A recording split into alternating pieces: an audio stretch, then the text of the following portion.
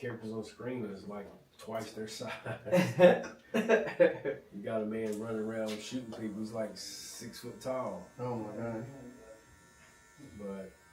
But anyway, yeah, I had the guys. The contractor had hired the guys to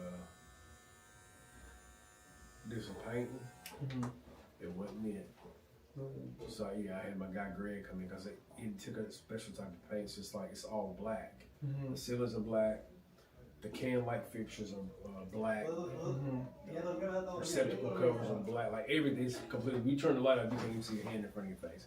It's completely blacked out. There's no windows in that room. Nothing. It's completely black. The carpet's black. Everything. That's the only room in the house that has carpet. But everything else. But it helps with sound deadening and stuff too, man. All the speakers, the speaker grills, the acoustic treatments on the wall, like it's blacked out. But you had to get a special satin black. I'll show you the shot. That's when I see.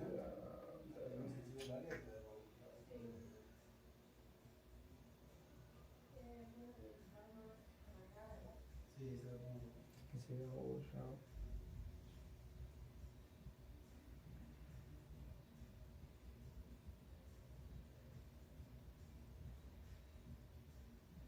You got a bunch of pictures. Maybe I like me, I can't find nothing. I got so many pictures.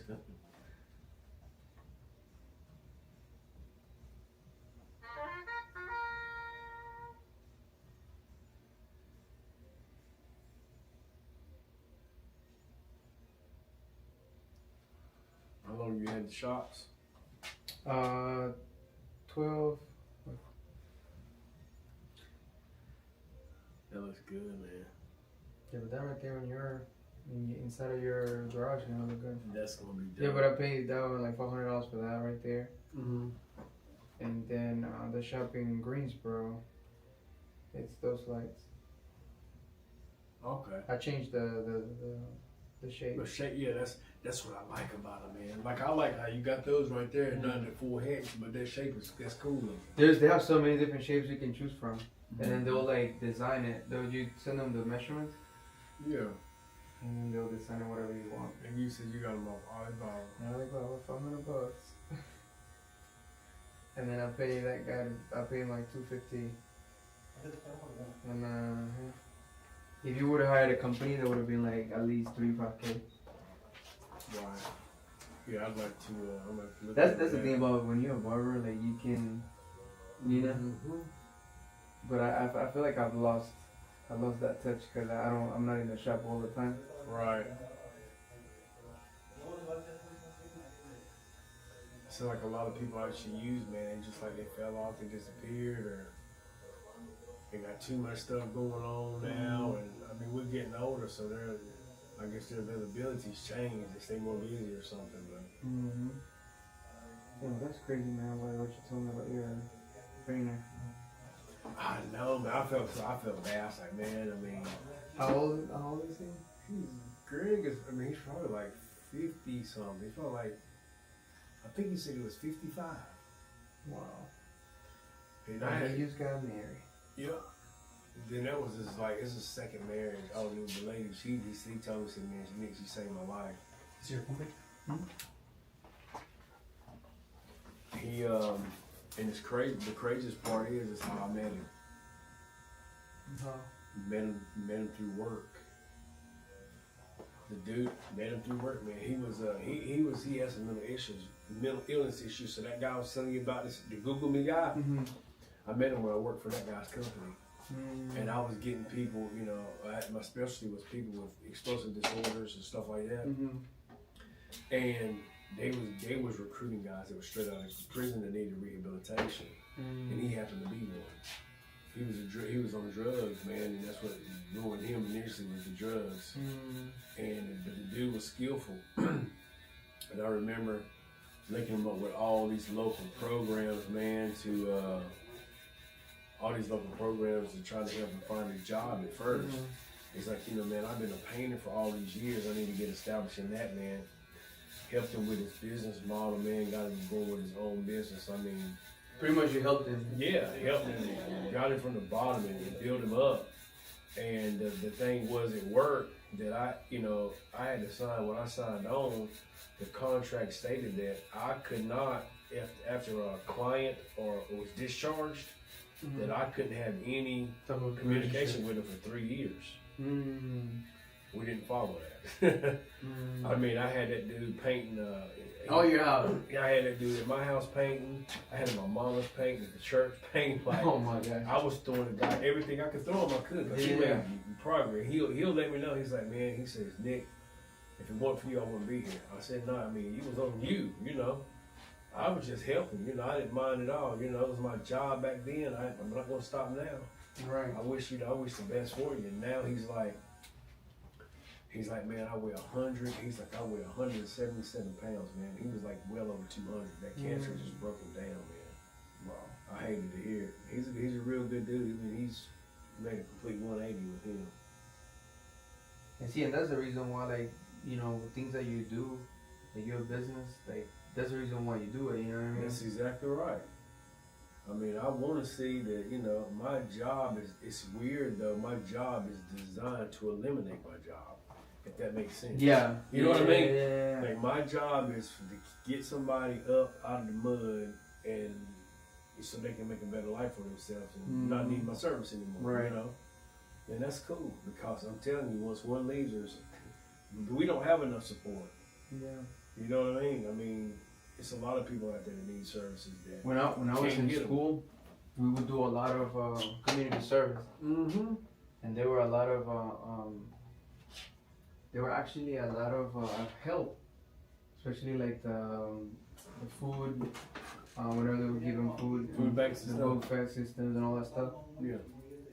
We actually had people coming in to saying like, oh no, like you were gonna have to monitor you guys because we were like helping a lot of people. Yeah. So the amount of people that they were getting was lower. It was decreasing. So they were getting less money from the government. Yeah. So they had to like stop us from helping. That's how it goes. And I didn't understand that part, man. I was younger. Yeah. But and I didn't understand why they're stopping us from helping people if we're giving it for free. They were not asking for money. That's right. You were doing it for charity. You were doing charity work. Yeah.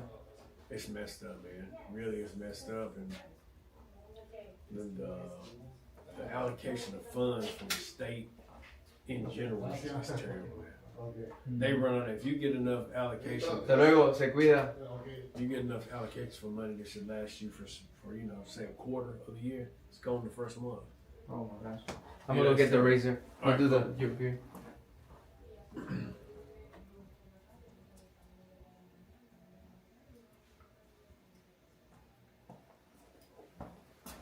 Yep, it's terrible, man. Yeah, I actually had to witness that when I was in my my career, like in the beginning of my career, and I didn't leave it.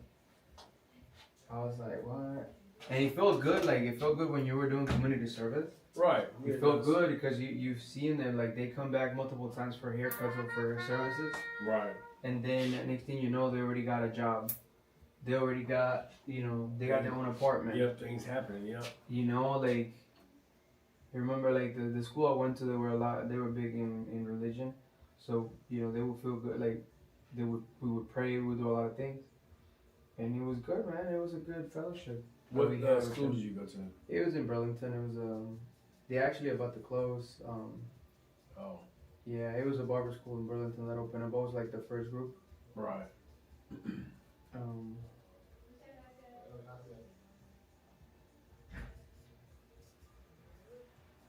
So yeah, it was,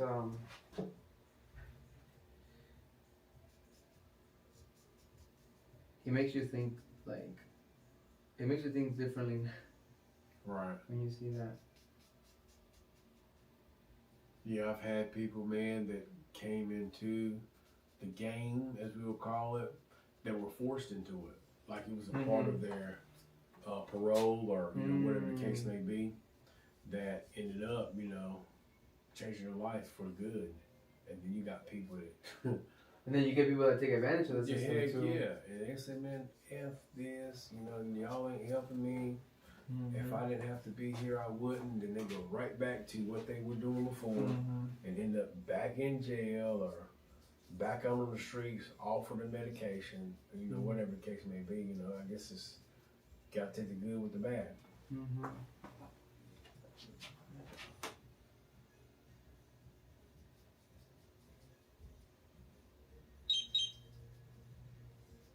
Man, my buddy that I was telling you about, my barber buddy that had a stroke, Yeah.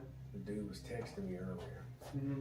First time I got any communication from him at all. He wouldn't answer the phone, and he quit responding. Well, his wife was answering his text, but he actually texted me. I was like, oh, man. I guess his therapy's going good. I mean, the brain is a powerful thing. Yeah. You know, there's a possibility that he can make a real strong recovery. And I believe that's what he's doing, man, which is good.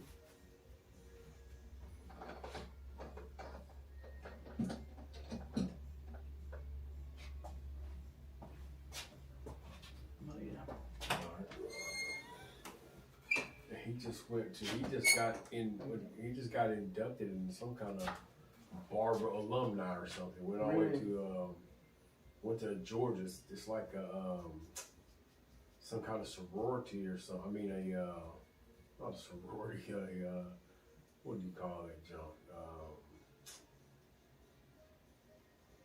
Man, I lost my train of thought. I can't think what that word is called.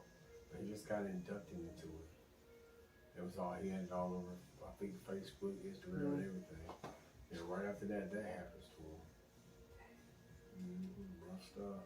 Some type of award or recognition? Yeah, he was accepting some award and he getting inducted into the barber, what was it called? The Barber Society? Association, yeah. Some kind of association, yeah. But he went all the way to Atlanta to get inducted. I can't remember the exact name of it. I'm like, okay.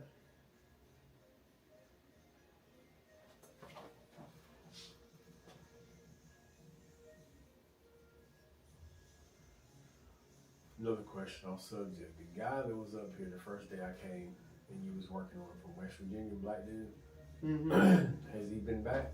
No. Okay. That was his last. That's just Thursday. Okay, gotcha.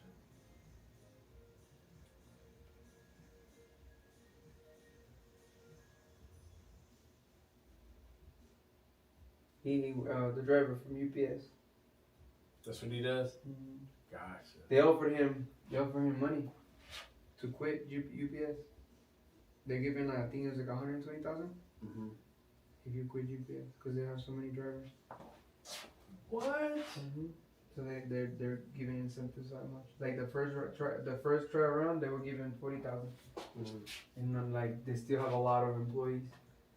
So they're, wow, I didn't know that was going on. Yeah, that's going on right now. He doesn't want to take it because he's good. He likes the benefits. Right. I have another client that his brother also works for them, and he's telling him to quit. And I'm like, well. I mean, the thing is, they offer him like a basic severance package for 120K. That's not worth it. Right. Not when you can make that yearly. And you're gonna be without a job and finding something else that's gonna be. I'm trying to find something paying what they were paying. Yeah. Which I mean, you could, but I don't know what kind of other skills he got. Yeah. You know, if that's what he does. I mean, if it was me, I would take it because I got all the skills, you know. Right. He can make a good investment, decent investment with 120K.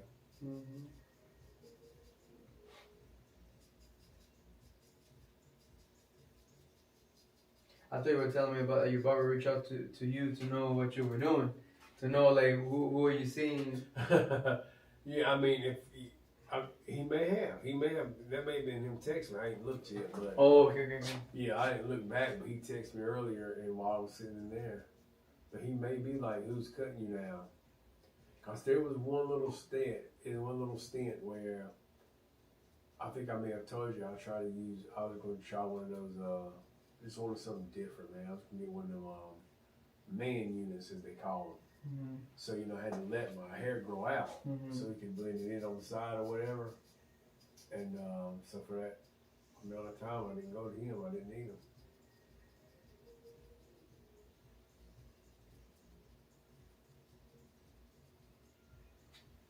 And he hit me Yeah, he's like, man, I'll tell you, I got a new barber.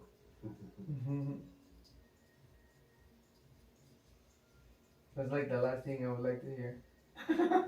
I know, right?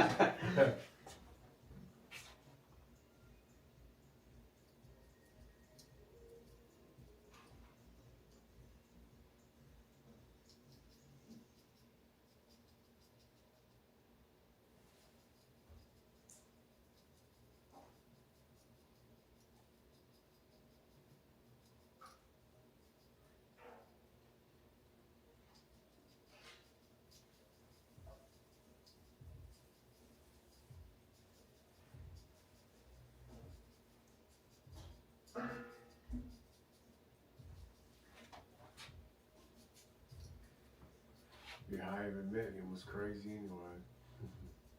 Yeah. So, I met his cousin first, which was his first cousin. Well, no, actually, I met both of them his first cousin, but I met this guy. We was having an event for, it was like a citywide, like, community event for people in the mental health community. And developmental disabilities and all that stuff. And I was there working for another company at the time called Advanced Health Resources. So I'm there. Well, this white lady that I've known for years has been in the field. She comes up to me with this guy, bald-headed guy. No, he wasn't bald-headed then, but his freaking beard, I mean, it looked like somebody. It was like perfect. Like somebody drew it with a dang on pencil on his face, like a marker on his face. It was like, yeah, I mean, it was like perfect shape of. I thought, dang. Well, I meet him. His name is Corey. Next thing I know, I'm meeting this other guy named David. Okay, I didn't know who David was. David was Corey's brother. David's probably my best friend now. But that dude got a job at my company by using me as a reference, and I didn't even know him. And his brother used my name once he found out who I was, gave it to his brother. His brother, lived in Greensboro. He moved to Asheville and got a job. And that's how it all started. So I knew David. And then Brian, my barber, was David's first cousin. So there was a group home there in Asheville, and I was training some guys. And that's how I ended up meeting Brian the barber. Oh, it's like just like 15 years or so ago, and he was still working for the group home just recently when he had the stroke. He never let it go. He was working at the barbershop, and doing his own barbershop and doing the group home. Yeah. Okay. He stayed on the clock, man. I'm sure not resting enough had a part in the stroke. If I had to guess, because he was just running like crazy. Oh, it's nonstop. Let's go to the next room. Okay. And then we'll run. Yeah, he was running.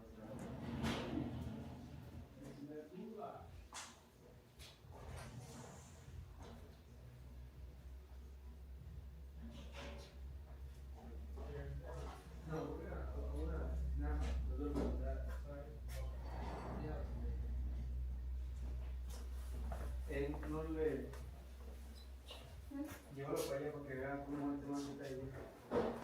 Te lo envío para allá. Okay.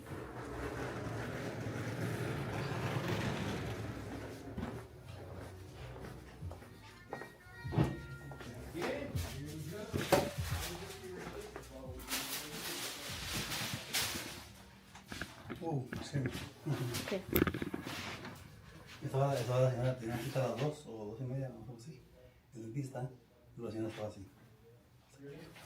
Sí. Lo que digo, like. Sure. Yeah, she'll make it. No, she doesn't like to be late. No, pero dice Víctor, we have a client, blah, blah, blah. He said, let's stay on it, you know, me dice, hey, come over here and take pictures of me. Yo, bro, si se tienen que ir allá en casa. Casi llegaron y dejaron el already. They'll be fine. 2:30 is her appointment? Huh? 2:30 was her appointment? Yeah. Oh, so she made She knew 30 minutes. more than enough time. But también uno tiene que comer. She's probably also hungry. They had 8. Make it look nice because you're live already. They can't hear you though.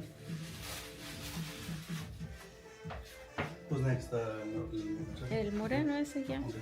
2 consultas. El señor was back and forth. The 12 o'clock consult. 11, no? 11, but we were kind of playing phone chicken.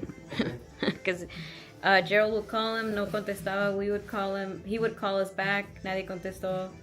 Then we would call him again. And, no. Y quedó así. Well, I think he's trying to talk to. Gerald's taking care of it. También porque le dije yo, I was like, man, good thing that you did that. Otherwise, it would have been crazy. Imagine me trying to like. Gerald handles virtual calls pretty well. Le dije, if I was to do it, we have too much stuff going on. I was like, dije, Victor, ahí no dile que lo haga él porque people has more time on his hands. Yeah. You're not live. I mean, you are live. Yeah. Sorry.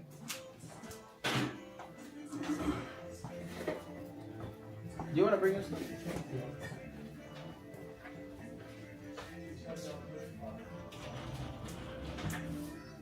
What time would you want? Oh, 9.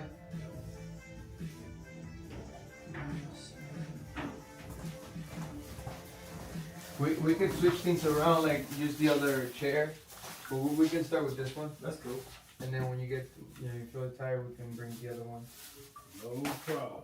Hit some of this water before I get to the position. Ya le puse un par de snaps en la derecha. Okay.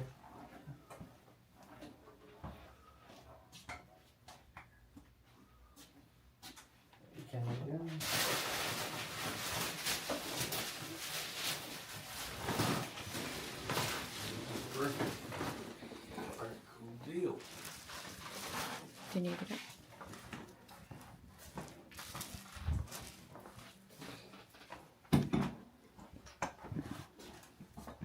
Una research de DJ. Yeah. No, you have to do non-copyright. Pero va a ser live audio o no? No audio. No. Oh, no, I No. So I guess Fabricio on the clock being police chief today. Yeah.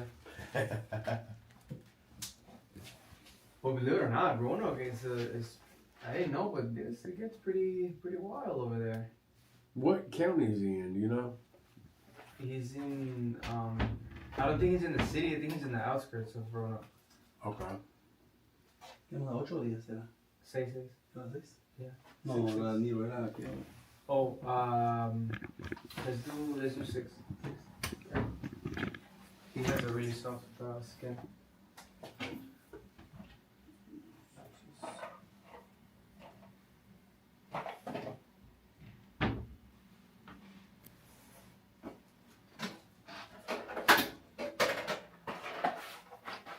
A lot of people in the comments. That line looks so bad. The what? In the morning, they were like, "That line is so bad. Why would he do that?" What line was it? The line that he has to draw. Okay. Yo, you know what? And I forgot to take a picture. Oh, which one? After? Yeah.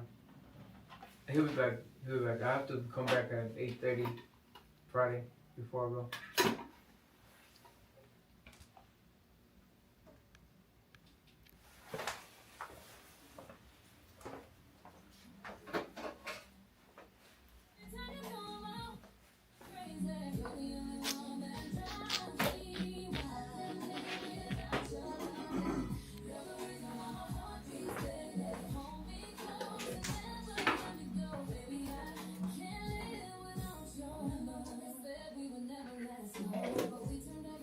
You want water or anything, drink?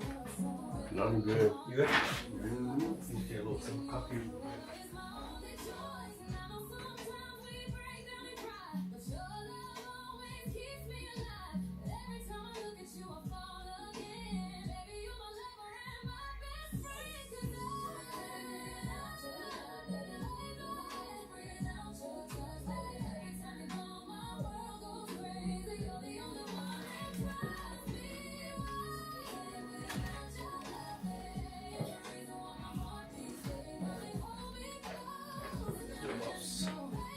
Sorry for the little delay we had. No I problem. was like back. I was like, who did the schedule? It was back. But luckily, I was able to do a little bit of before cutting your scalp. Right, exactly. What are you driving today, the Beamer? Say again? What are you driving today, the Beamer? No, I had to take my Tesla to the shop, Oh, that's to the dealership, and they gave me a loaner. The same model, the same a Model S. Right. But you know, it's a gray one or some like gray color. I don't like the color combination, but it's a loaner.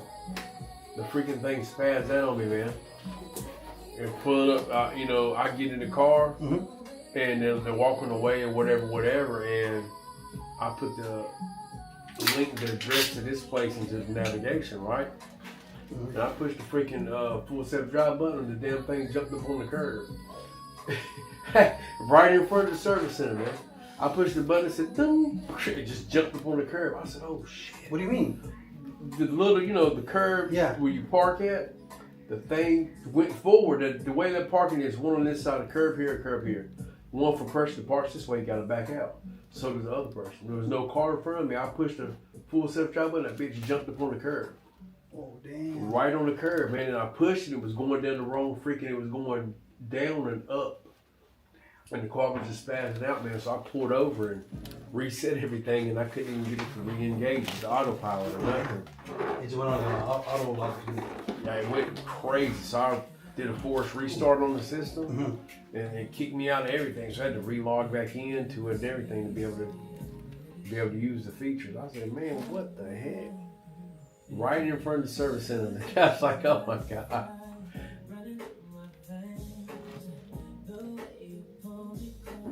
Nobody came out and said anything, but it was probably like 4 or 5 cars down from the front of the service center, man.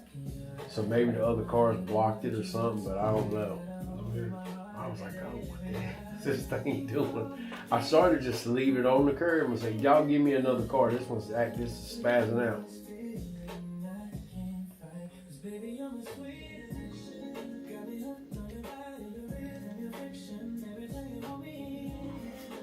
So what hairline? What type of hairline were we looking for? Yeah, barbershop. Was it like edge up?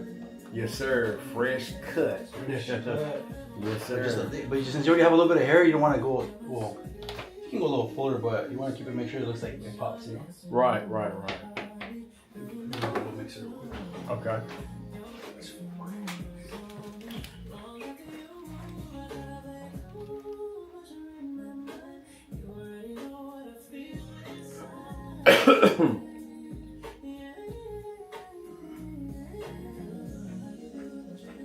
It's looking good though. The front is pretty nice.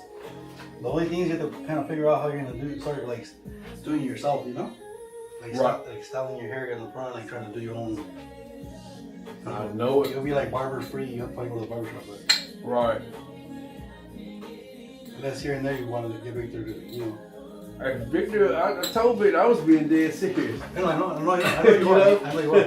But you see, like right now, I mean, we're busy, but like when I'm here, hey babe, what's up, man? Like he'll probably be like, alright, cool, because I'm here. Right. I'll be able to cover his. Other than that, he'll be busy. Yeah. Hey, your teeth come out fresh though. Oh yeah. How was the sensitivity? None at all. No way. None at all. I was wondering about that, Yeah, man. but I had no sensitivity to That's nothing. Yep. You look white, you look good. Yes, sir. I appreciate that. Did you ever have that done before? I'm just real sporadic here recently, man. Like I just happened to look, Google that one day I seen a video, came up here and started the same day. Well, after that, I went back and looked at his site, and I seen they offered that. And I said, hey man, what's up with that? I said, might as well add it into the mix, Yeah. Now I went to the dentist to get some teeth whitening, and what they did like a mold of your teeth, and then they give you like a solution. Well, they don't give it to you. You got to go up there and pay for it every so often, buy refills or whatever. But you put that stuff into the tray and you sleep with it.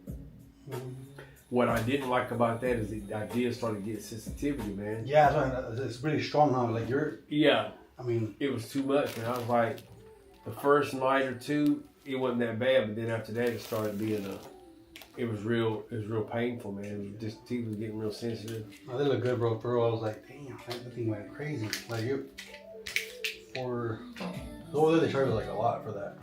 Right. Out there in Cali they charge a lot. Charge like I don't know, like $300 for like one sesh. There wasn't much less than that here. Yeah, but I'm saying like, even the results are not. You have to keep coming back at least like 3 times to get the results. And see, that's what I didn't. That's what I was like. Right. See, I didn't even. The thing, I didn't even ask it. Yeah, you I didn't ask know. how many shades. Yeah, I didn't ask like how many times are we gonna do this? Right. Is it just one day? Is it two? Is it like the other everything else, 3 sessions or something? Because it is usually like sessions, you know, right? Like it does take a couple. But Victor's like, I'm gonna just do like 3, like just do all of them. Not all of them, but I just do more. Oh, like when I do it, I might just do I just do one pass. One. Okay, I got you. I'm probably gonna do the same thing you did. I'm gonna try to get the same stuff. Right. See if it works out.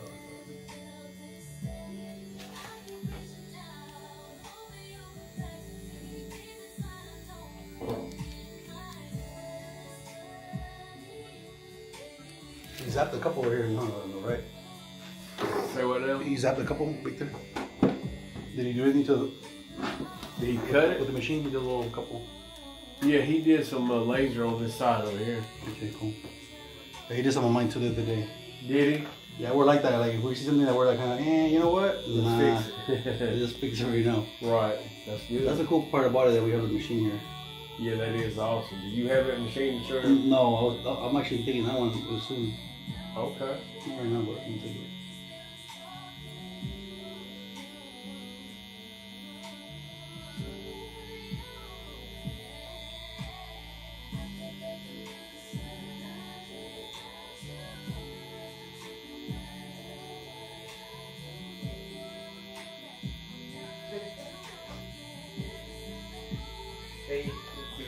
¿Quieres tacos? ¿De qué? De, no sé de qué, carnitas, lengua de pastor. De birria, de asada. ¿Quieres birria? De birria de asada. ¿Birria asada? ¿Dónde hay? ¿Quieres 4? Voy aquí en la tienda mexicana. Ah, sí, también.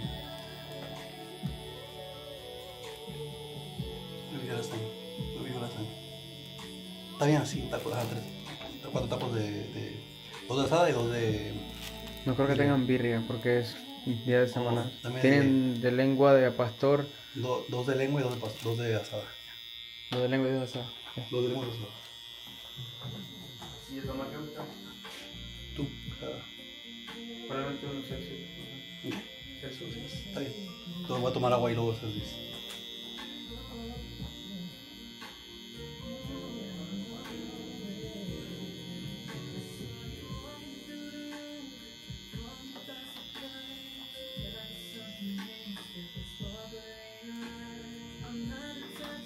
Like, see, the back needs some work, but we're trying to get a little balance. You know, like we can roll kill the back, but we can't go too dark on the color. We want it to look really good, like healed, like nice, like yeah. Well, nobody, cause it's not about going dark.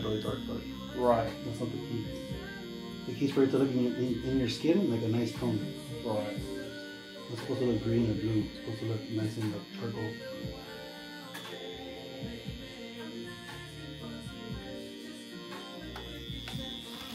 Yeah, nobody's even seen it yet. We ain't done this and crazy. Yep, no one has seen it, man. I wash my head and scalp. You know, it's in my beard, but you know, it's not really popping yet like the hairline is. But you know what I'm saying? I'll take me a shower, wash it up, and put the aquaphor on it, and I can keep my head covered up.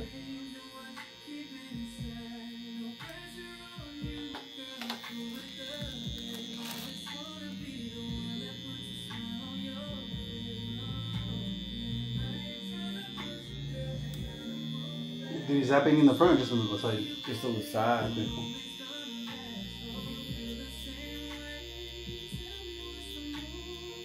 And you could feel them little zaps. I couldn't imagine getting your hair there. Imagine that, Gio. Imagine Yeah. that. That's what I went through. You did? Yeah, that's why I'm like, I take this That's why you very, said- very serious. Oh, wow. Did Victor zap it for you or somebody else? And Victor did too. I did his in mine, and then we got some company to do ours too, like on the site. Oh, man. We're trying to get it off, and then we started over again. Right. It's a lot of zapping. Imagine that, but that wasn't even turned up. He probably went light on you. Right. But Light meaning like you can't go too hard on your skin because then you might like could like hyperpigmentation, you know? Right. It's almost like a little burn. Imagine that, like a whole head, man. You burn your head's like on fire. So is that the same kind of system they use for like tattoo removal? Yeah, that's the same one. Exactly the Same thing. Wow. There's different frequencies, so that was like a Light work. Yeah, but we'll see how it heals. If it looks like it to get off, then we'll do it again and go a little harder. Right. A little harder.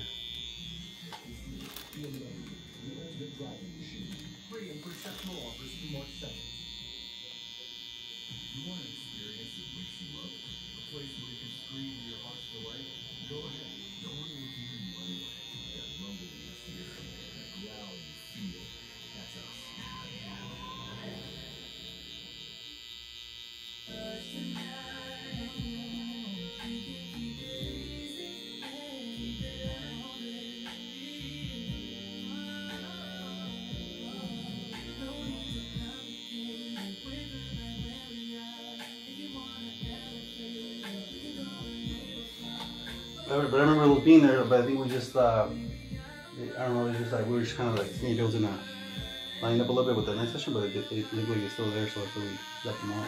Gotcha. I remember that.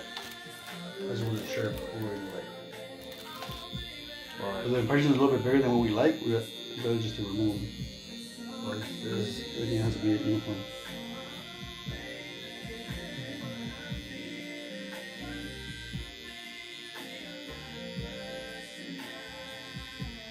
So when you're up here, is your practice closed? Or somebody Oh, else? yeah, it's closed, 100%. Okay.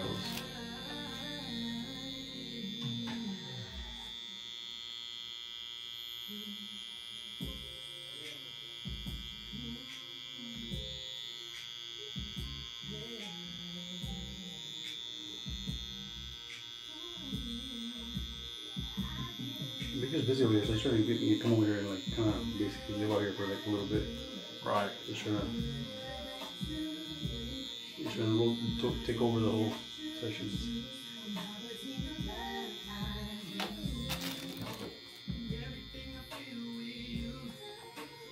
Oh, like, you got the workout. Like, I love to do this. So I was like, you don't tell me twice. Like, oh, come on, I'll balance it out. Right. I'll shut down for a little bit over there and just start. What I do in the meantime is market, and when I get over there, this is my sessions, you know? So Right. I just kind of stagger them, like stack them up. And take him over there, help me out, like if I have too much. Right. So you're running your whole show by yourself in Cali? Yeah, out there. Everything? Everything, man. Wow. That's why I look at little things and like, damn, it makes a big difference when you have an assistant. Yeah. We have somebody that knows how they're doing, like on the side, because Right. they're able to schedule, they're able to charge, they're able to, you know, it runs more smoother. Mm-hmm.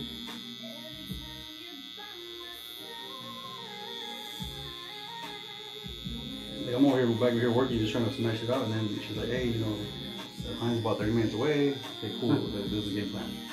Right.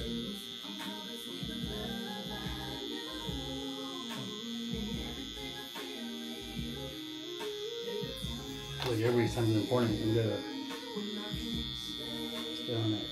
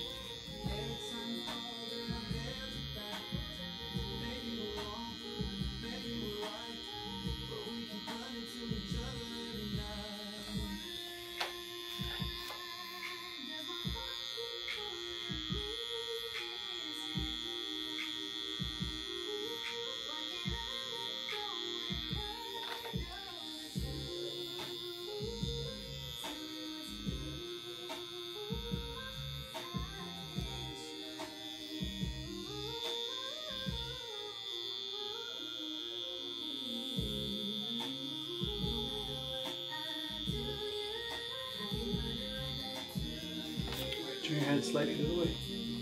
This way? A little more. All the way, all the way.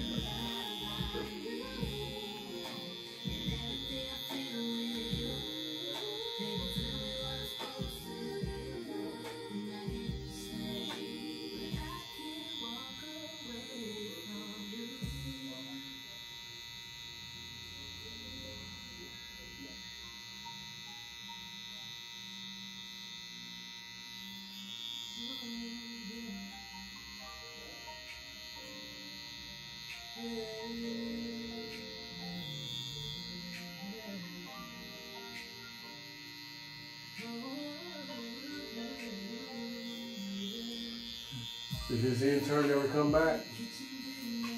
What do you think? Man, messed it up. He's a young boy. Yeah, he had a good opportunity, man. He should have taken advantage of that. I don't think he realized that, or probably really thought about it like, damn. Because, you know, for somebody to let you in their office and let you, you know, like, build, it's crazy. And Victor said he didn't even charge and he was doing it for free. Yeah, just to shadow him and learn his and Yeah, he messed that watch up. everything and... You know, he was chasing that poo-poo. Mm-hmm. That's what messed him up. That woman got him messed up. That's why he ended up here, just to kind of try to, I guess, probably kind of show her, like, oh, I got something going on, but, you know? Yeah. He likes how everything looks. Right. You know, impress her. So the academy that y'all guys, is it y'all's academy or? Yeah, both of us. Okay, how long does it take to get through that course or whatever? So we do a 3-day course, and then we do offer like a little bit more, like, let's say they want to do like more days. Yeah. After the training, like, let's say that, oh, we want to do like another 1 week or whatever, then we'll just tailor it to there. Okay. We'll be like, oh, it'll be this much more, or let's say they want to work here, then we'll probably like also like see what opportunities there is at that point. Yeah. Put them on board too. Do y'all have like a flat rate for the initial 3 days? Yeah, I think typically for the training here, I don't know, quote me on it, but I want to say it's about 3,500. Okay. I think. Because I remember back in the day it was like 5,000. We got it was anywhere from like 3,500 to 4,000 max. Right. So that includes the machine, like all the equipment, Right. pigment, needles, we got the workbook, and then we share with them like we have like a whole I don't know if you've seen the room next door. That's where we do the training there. That's like the class. Okay. And then they get to work on a live model the last day too. That's pretty good.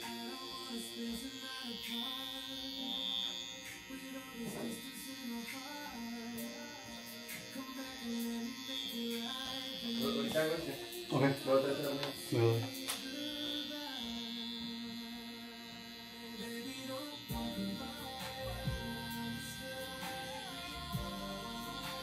You think about getting somebody like sponsored in? Maybe.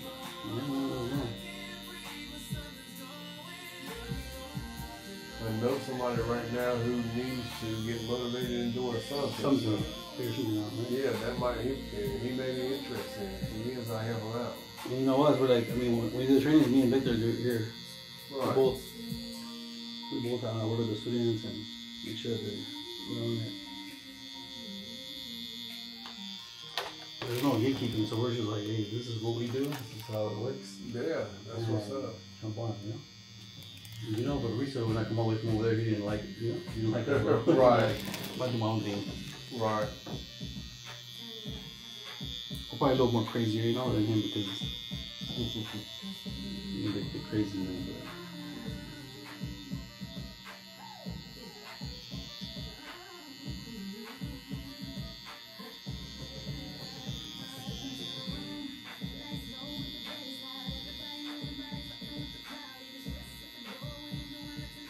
But Victor's pretty cool, like when it comes to like, you know, when business, like you don't, like he's not trying to like be like, oh yeah, like you can't do this, but anybody can come and work here. As long as they really want to work here and you have to put the work out, you know, like Right. put their part.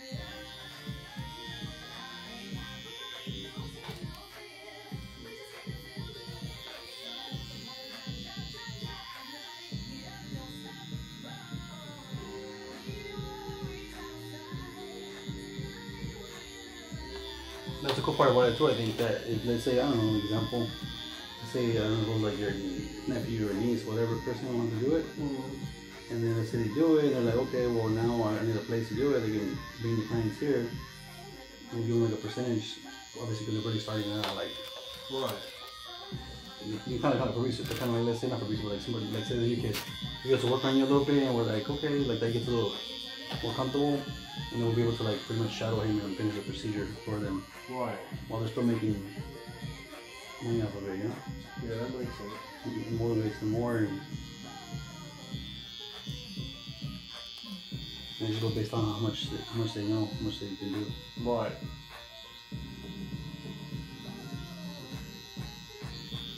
The most of the guys you deal with, do they have like a barber background, and they just? No, it's different. It doesn't. Yeah, it doesn't matter.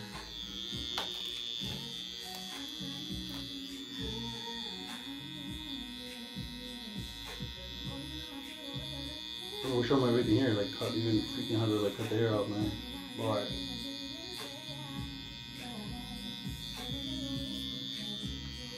Yeah, like you said, I gotta figure something out on mine. I was really just being lazy because I knew I had to come back up here so soon. So I was like, "Real Victor, cut it." I know you're like, yeah, I was like, he'll take care of me Yeah. anyway. Oh, yeah. Like you said, I got to figure out something for the long run. I got the clippers and stuff like that as far as that goes. But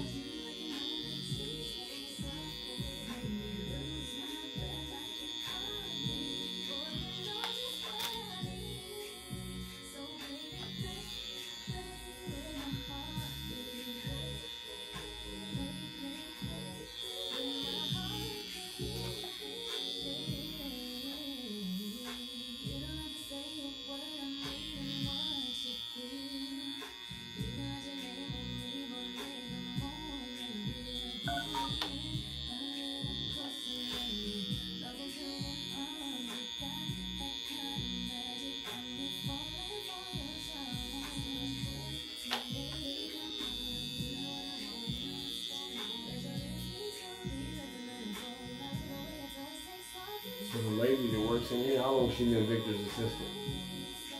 no, she's the Victor's girl. Oh, that's his girl? Yeah, but we've had like, man, over the time, like 5 different assistants, bro, like 5 chicks, like, Oh, okay. a couple already, and for a while too, like for at least like a year, solid for a year. Wow. But they do other stuff. They'll probably go work, somewhere else. They'll have a Starbucks and they'll be here. And Okay. But they have, opportunity here a lot, So that's his wife. especially by students too. But she's doing her work. She helps you out too. Oh, okay. But she does like real estate and all that. Yeah, I had no idea. He never introduced me to her or anything, so I didn't know.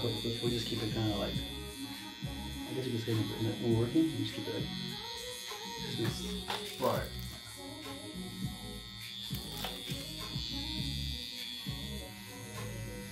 I told you because whenever we get walled out, we can Oh, yeah. So where did y'all end up going this weekend? Oh man, we freaking went too crazy. Did you? More tequila? Yeah, we have bad.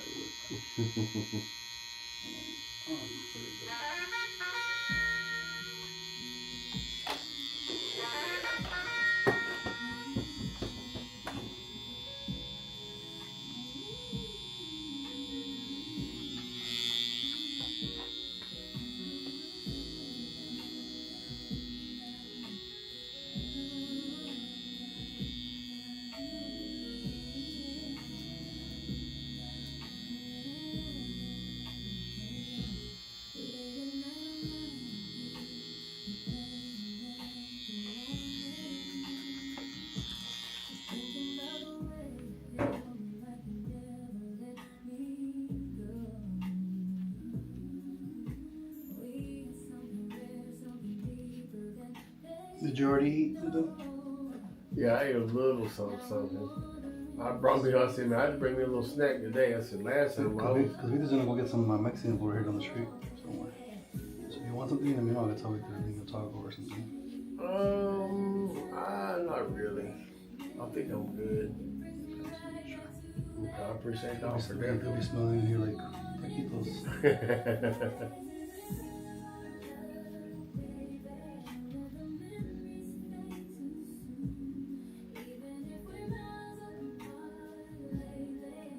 And now I know your skin a little bit more, so I'm like way more comfortable.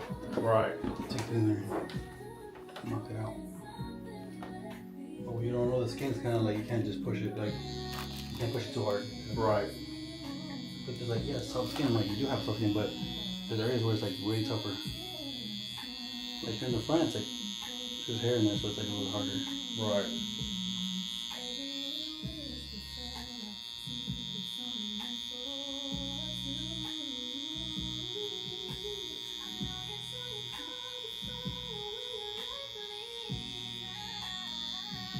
You can offer a lot of services with this, you know, like not just S&P, you got the BT, you do the T1, you do all sorts of stuff, bro. Yeah, I see. A little med spa, you know. Right. Over the years, man, I give people a lot of ideas. Like a lot of our students, like a bunch of ideas go out here. And some of them get it and they run with it and they grab it. Everything I tell them, they just do it. Right. Yeah, that's cool, because I asked him, I said, man, so what all do y'all do? He's like, you know, we got the S&P. He's like, of course, that's the bread and butter. And he's like, you know, we do teeth whitening, we do Hair transplant. so we do transplants, the removal. God else was he? I mean, he was telling me some other stuff. I don't remember. Oh yeah, the mesotherapy for the hair. Yeah, Pull the hair out.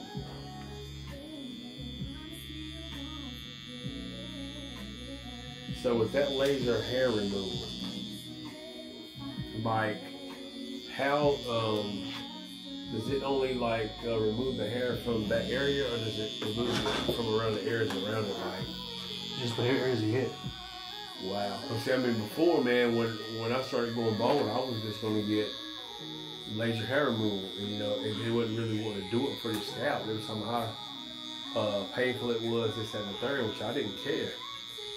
And I was like, you know, so I ain't got to shave the razor, burn all that junk. You're like, can you do it there so I ain't got to shave no more? I was like, but I want to keep a beard, but I don't want it like a slick face or nothing. But can you just like target certain areas? And it was someplace up here in Greensboro. I don't remember the name of it right now. But they were offering that kind of service, but I ended up not doing it. Yeah, I think that's cool that you're thinking about that, like removing the hair. Right. It's pretty cool because, I mean, that's true though. If you want to make it look nice, even remove the hair, you know? Right. Don't be like, well, I don't care about hair, and then you just, it's like you gotta make it look nice too. Right. Because if I could get it under my neck, like under my chin where it's irritating for the hair to grow, I'd be like, zap all of that. There is something called electrolysis. Electrolysis, yeah. That one kills the hair follicle. That one kills the hair follicle from the root. The root. Oh, Yeah. like pretty good. Yeah, that's what that place was. Motion detected in the front yard. And I can't remember the name of that place for some reason, but it's up here in Greensboro. And I went and had a consult. And you know, I went up there and I was like, hey, I was on the way to the barbershop afterwards. So I was looking, I said, you can see what I got, what can you do to remove it? And I was wanting to, and they were just gonna do it on the face. Yeah, let us get some more good stuff out here. We're trying to get a new, like a better razor. You can probably start doing your like removal or on your neck. Yeah. Taking all these Like bad the boys stuff off. up under here. Yeah, we'll take off these. I'm down. Yeah. Just let us get it. Y'all get it, let me know, because I'm game. Store it on the business. Right.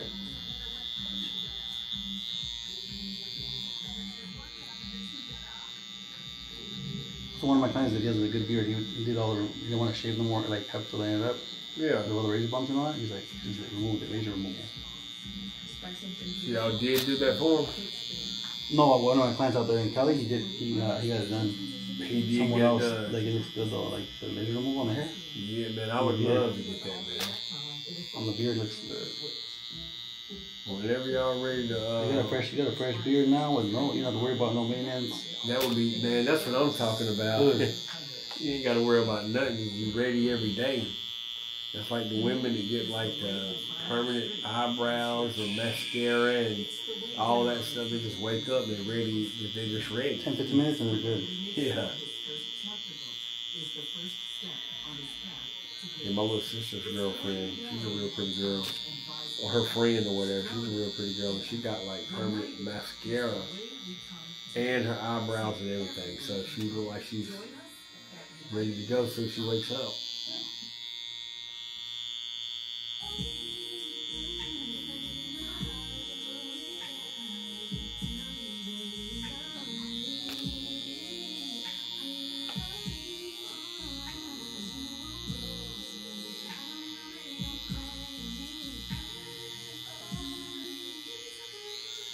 Now, have you ever seen Fabrizio's wife? I have a little bit. I'm not sure if she's well, he said she was white, right? Yeah, he said she was white. Yeah. From West Virginia. I thought she was for some reason I thought she was Brazil. Right. Yeah, he said when he met her, he thought she was Brazilian. Yeah, right. Like she was more like a Brazilian, like Brazil chick. Yeah, he swears she's beautiful. He said she's beautiful. Of course, that's what he say. That's his wife. Mm-hmm. He's all like, he's like, man, my wife is beautiful. Hey, congratulations.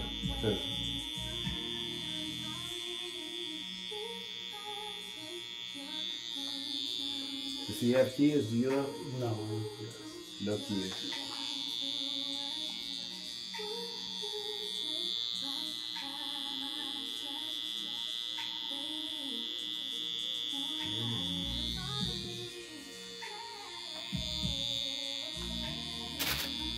Next time I'm gonna go all in, bro. You're gonna have the hairline of Cali from West Coast to East Coast. Top. Uh-huh.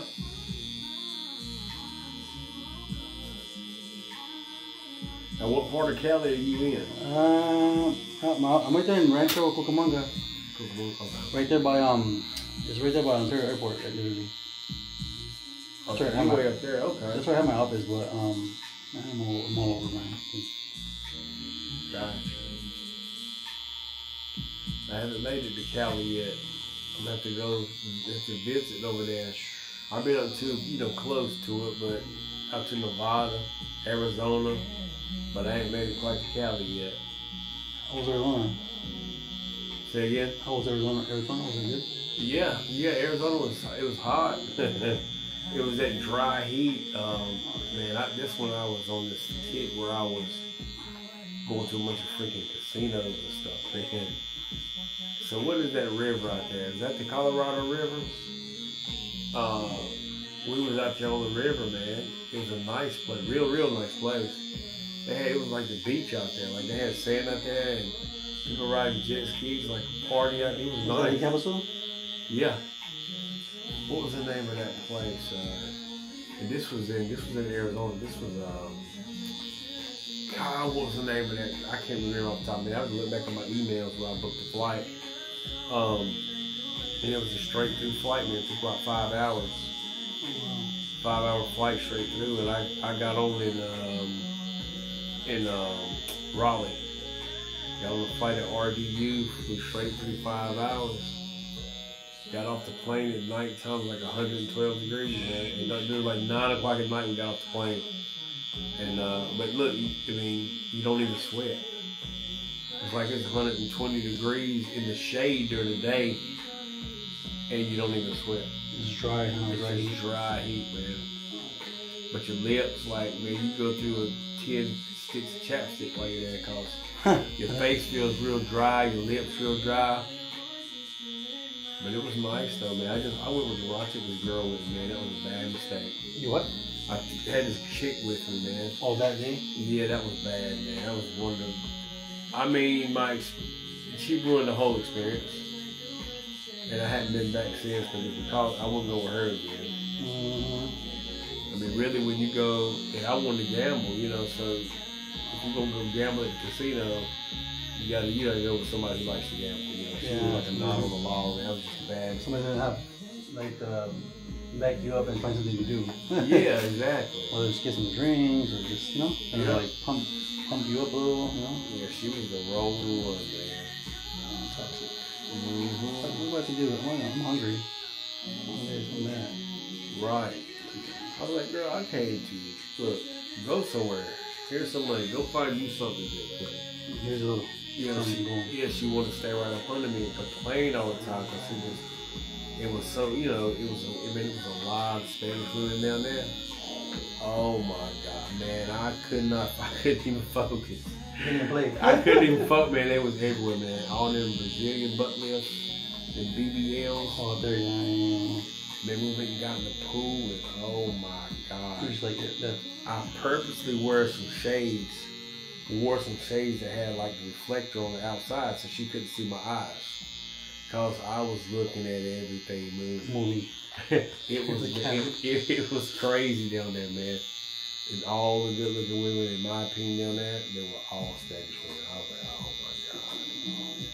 Some baddies, man. She was like, she said that was like, and what she was doing, man, was kind of funny. But she talked about how good the girls look. She was like, that was like somebody you like. But she already knew I was looking at him anyway. Yeah, so she was kind of trying to play it like. Yeah, trying to play it off. She's like, man, might as well just tell them like. Yeah, Or they do it like just like for you to think. Yeah. For you to think that they're not jealous. Oh, we know she was. She was bad herself. But man, it was just so much variety down there, man. When I went out to the Gulf of Mexico, when it was called the Gulf of Mexico, not even changed. Donald Trump's a weirdo, but what they call it now, the Gulf of America. But when I was out on the Gulf, man, that was another situation. There was nothing. What part of Cancun? No, we was down in you know where St. Pete's is? Never been there, but. Okay. It was on the Florida side. Oh. You know what I'm saying? We didn't quite get down to Miami. We didn't go we wasn't that far south. But we was down to St. Pete's Beach. And we stayed, it's a castle down there. It's like a big purple castle. It's kind of weird, but it's 5-star. Man, that service was unbelievable at this place. So we're staying in the castle. As soon as we get there, the guy was like our host or whatever. Mm-hmm. Dude was super cool. He was like, let me give y'all a tour of the place. I was like, all right. First thing he does is take us to the penthouse. And he was like, yeah, man, it was on a Sunday. We got there on Sunday. We stayed to that next Sunday, but we got there on Sunday. He's like, yeah, man. He's like, Snoop Dogg just had the penthouse last weekend. All the celebrities, a lot of celebrities go there and rent that penthouse. But the place was real nice, man. It was a private beach. And out on the beach, man, there was nothing but, yeah, they were everywhere. Motion detected at your front door. And here we go. Who's in my house now? 220. Motion detected in the front. Motion detected at your office. Somebody was at my. Somebody was down there. Oh, your place? Yeah, hold on one second. Let me look. I don't want. Oh, you can go ahead. I don't want. Motion detected in the side yard. Who the heck?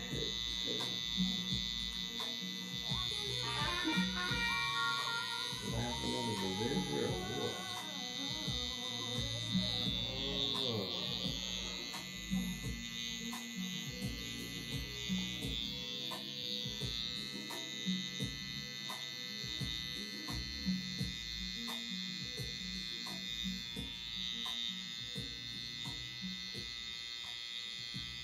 There was a delivery. The delivery driver walked with a box on his shoulder. I didn't know what I'm trying to think what I ordered.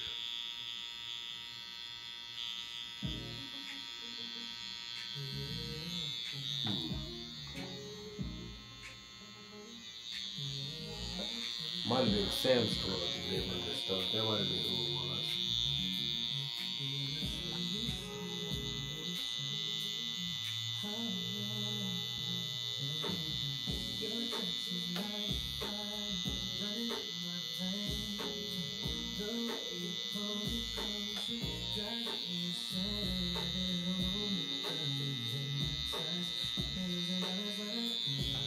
I was telling Victor, man, he's like, man, we might have to start hanging out. I said, you cool? I'm cool with that. What's up?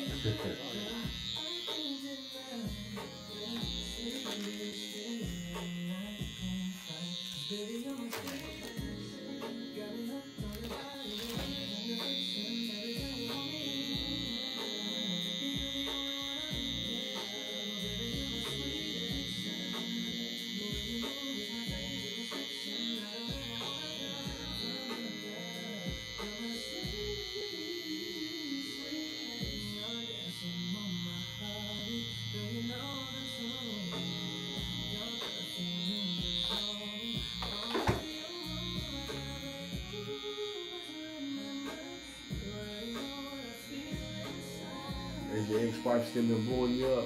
You know what? She doesn't hate me. Well, yeah, she actually did, bro. Last night I was having like a little nightmares here and there. And then she calls me. She's like, hey, what's your email? So are you gonna want to do the paperwork and all that? Well, I'm like, man, I was like, fuck it. It's 1 o'clock in the morning over here. Or whatever. Yeah. It's an emergency, you know, I answered her. She's like, I'm so sorry. She's like, I want to know if you're gonna, want to go do it. I was like, yeah, but what's the deal? I was like, we're in the paperwork, we're both paying for it, so we gotta be on the same page before the lady does preparation of documents, you know? Right. So was it 3 hours difference? Yeah, 3 hour difference. 3 hours. She's like a little petty, man. Real petty lady, bro. That's So crazy. my kids even call her like petty. She's like, mom's petty. That's straight up like that. So are the kids on your side or what? Yeah, the girls, yeah, my son's like kind of like in the middle, just like Right. quite better for him. But the girls, yeah, they're a little more.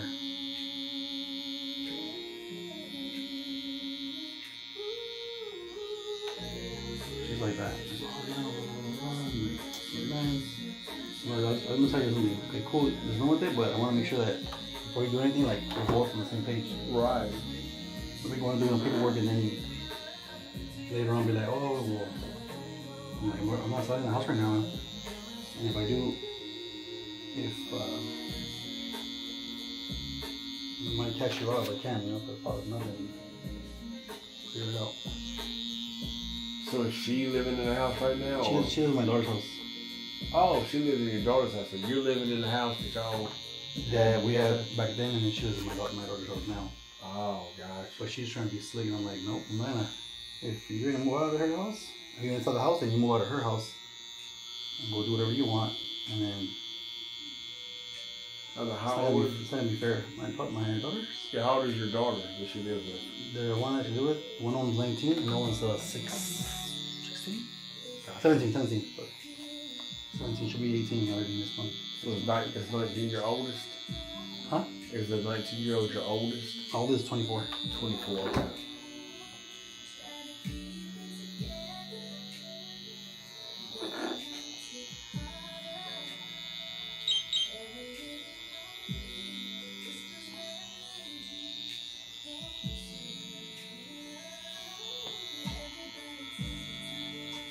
You're trying to be slick, and remember to sell the house. You do your part, you stay there with her, not paying her a dime, and for me to go out there, I'm like, nope. That's not happening, and guess what? I'm gonna move in. And she's like that, I'm like, nope. If you got your man, you go with your man, and I'll go live with my daughter. Like, you've been there because you're trying to be in control of the whole situation. Right. What happened to your girl power? Like, what happened? She wasn't doing shit like that.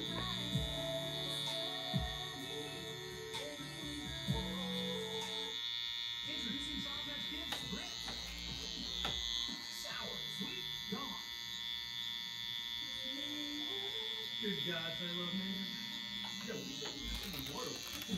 User native deodorant. It's got 6 clean ingredients. And it smells divine. It's not mint. He is working hard. No. Pampers is working hard. Keeping him dry. Only Pampers Fathers has a deep dry liner to keep him comfortably dry. Right now I'm thinking that there's like 2 different things you can do. If I do sell the house, Behind there's my grandma's house in Mexico that she basically passed over to all my uncles and aunts. And it's like that same house, like say the building here, like how the building. And downstairs is like six to four places to like rent out, Wow. like commercial. And the houses are on the side with the full house with the upstairs and everything. Right. And I was like, yeah, how did they buy? And I just basically like that one. Use that one as a You said it's in Mexico? yeah, a retirement property. Right. And just over here, just kind of wall it out.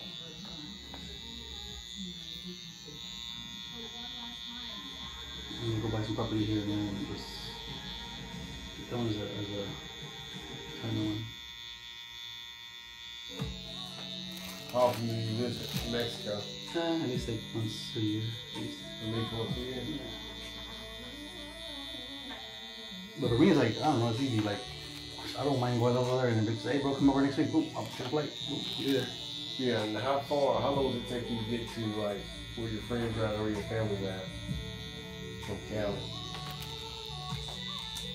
From Cali to where? In Mexico, where your people Oh, I got a flight. Okay, so it don't take long. I'll fly out from Baja California to like Tijuana. Uh-huh. TJ. I'll fly from there. And that takes how long? From there about 3 hours. 3 hours from there. I'm used to flying, man, like crazy. You stay in the air, huh? Yeah.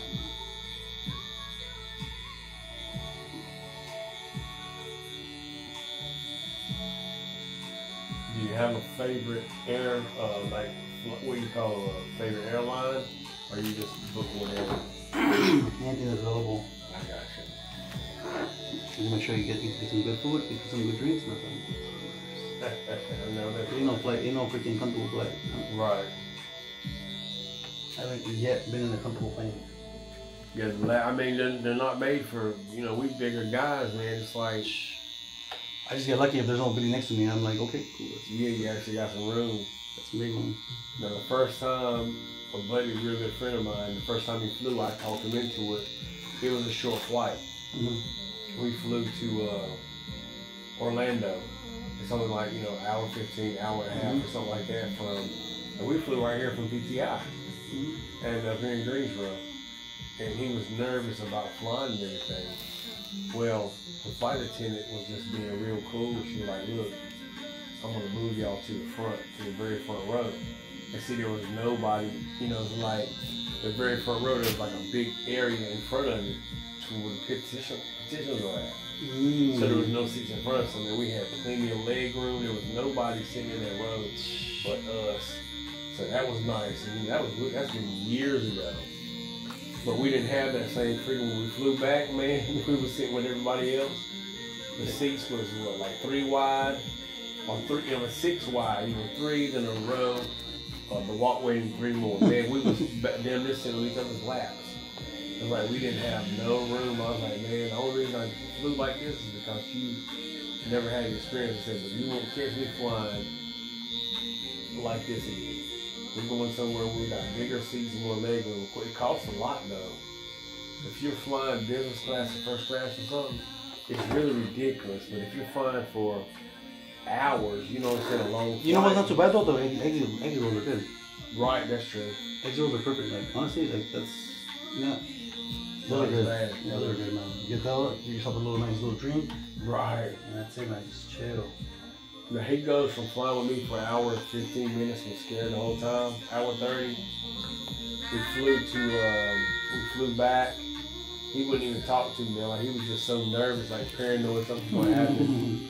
And I'm talking to everybody else because he wouldn't talk to me. He was just so nervous. He goes from that, man, ends up getting a job, or he had to go do some training. He was working for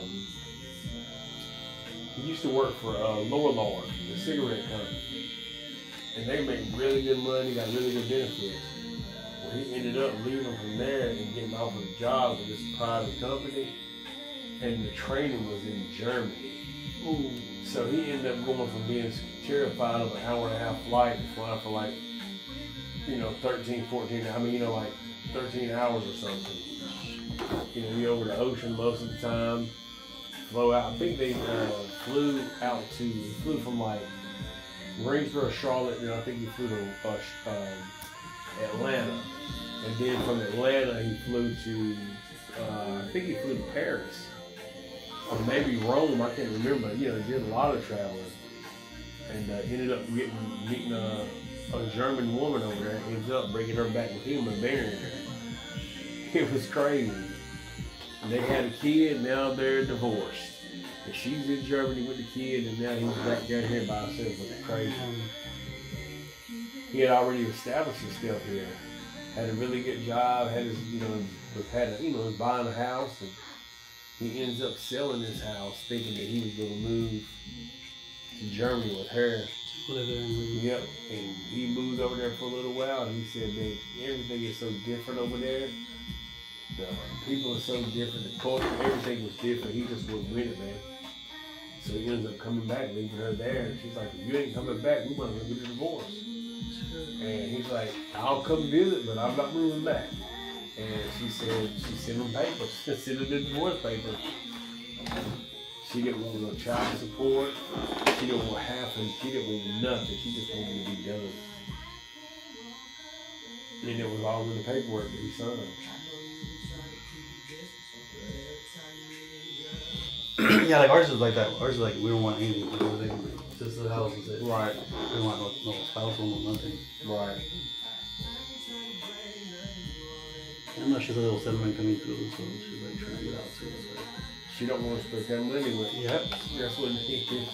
I'm just like, man, do I really want to put up with all that? Like, she had like about a mil. It's about a mil. Okay. Okay. It's about a mil thing, but I'm like, good, I could put my money down on that to be able to get some. At the end, we're gonna get the same thing. Right. We're probably like just not worth the whole trying. He can be petty too. He's really petty. Oh yeah. You know, I'm cool with my kids, man, and that's all. Man, just fucking cut her out. I know that's right. 100%.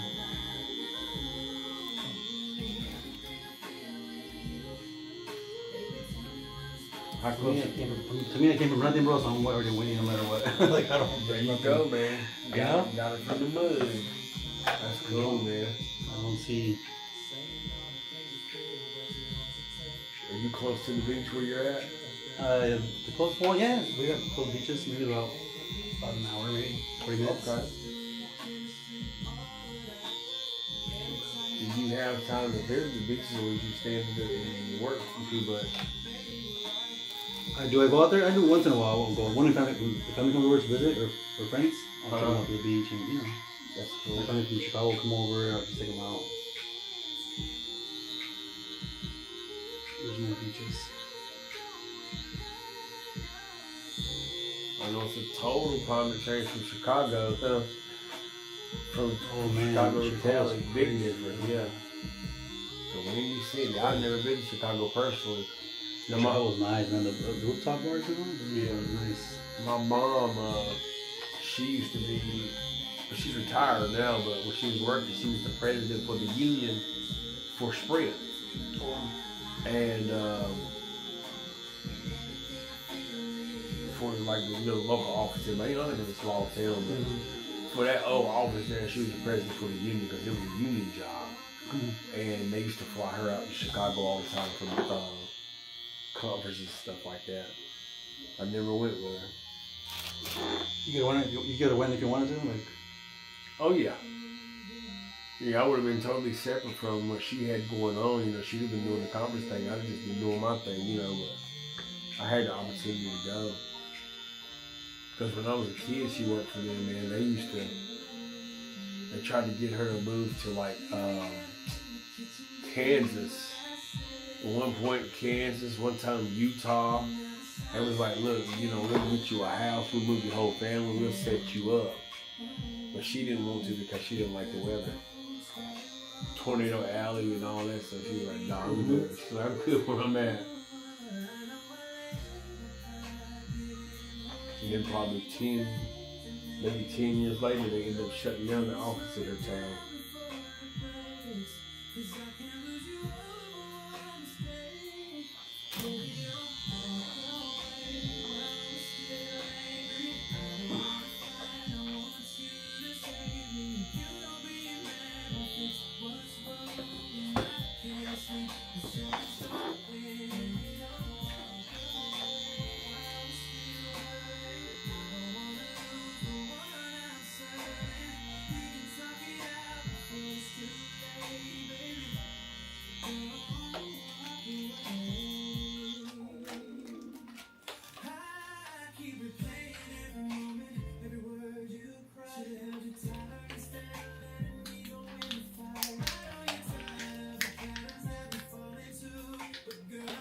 You went crazy, and all of a sudden you're like, self-care, coming uploading right now.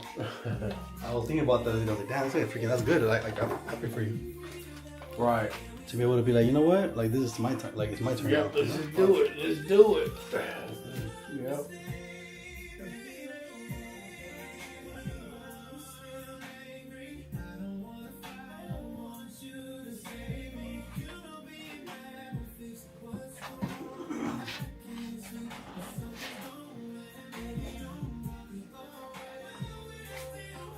Yeah, my girlfriend was like, it's about time you spent money on something else other than cars. What? Yeah. She saw you? Yeah, she see the family, none of the other family see me, but she see it. She knows what I'm doing. And she's like, I'm not worried about it. You ain't got to change nothing. I was like, well, I'm doing it for me, not for you anyway. You're like, that's You know what I'm saying? I'm doing it because I want to do it. She was probably like, damn. Got me, got her. Yeah. She's probably like, damn, he got me. Yeah. I mean, you get what you want and get what I want and everything, everybody's happy.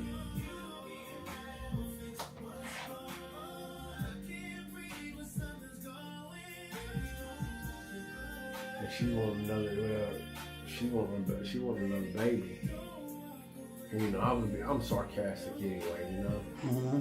And she's like, yeah, I think I'm ready for another kid. I said, well, who you gonna have another kid with? Like being funny Yeah. like that. They win. Who's this lucky guy? You know what I'm saying? Like that. Like, damn. And she was like, I hate you. Just testing the water. Mm-hmm. That's why I answered the way I did. I said, you got a baby daddy in mind? I mean, who is the guy? You see like right here, watch all this? You see right here on this side how it looks like this side clean, right?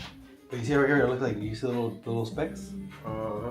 And then over here, it looks more shaded because I haven't cleaned it, right? But what we want to do is make it look like this, but with a bunch of these little ones like that, like black. Right. Like a bunch of little like black dots. Right. So it makes this effect, because we don't want it to look like all shaded in. Right. We don't want it to just look like all painted. We want it to look, it has that grain. Yeah. Like kind of like the hair texture, pretty much. Yeah, exactly. And then eventually, once we get this nice and filled, then we'll fill it real good, like pack it in. Yeah. Man, let's see. I like the fact I can see it so easily right now. Before it said it was just so light. Yeah, it's so light, but right now, even then, right there, I wipe like with this up right, clean it off. Uh-huh. It takes everything off, man. Like the whole thing Right. makes this, so take it off. I wanted just to show you what we're working on. Right. That's what takes a while though to like get to it. Right. But someone would just press it in there, and then you'll have like big old blowouts and all kinds of crazy stuff. Right. Yeah, man, it's coming together, man. It's gonna go. Hey, I'm just trying to work slow. I'm trying to work slowly, like to the front. Yeah. Make sure that everything, like, just make sure that it's solid, and then all this will be easy. Right. I'm sure you have. I'm sure you still have another session to come for sure.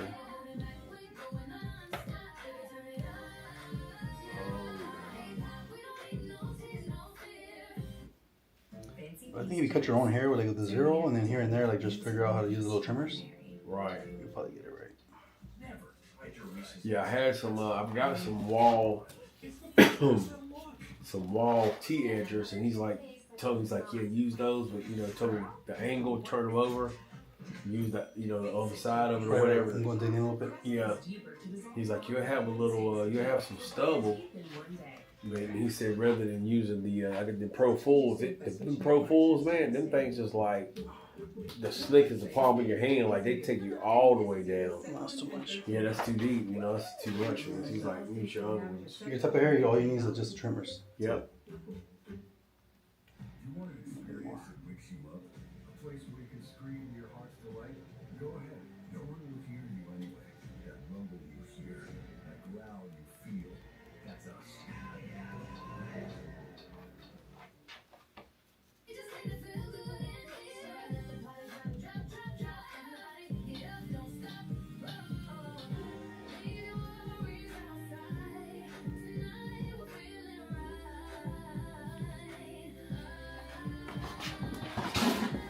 Let me get my phone for you. Okay.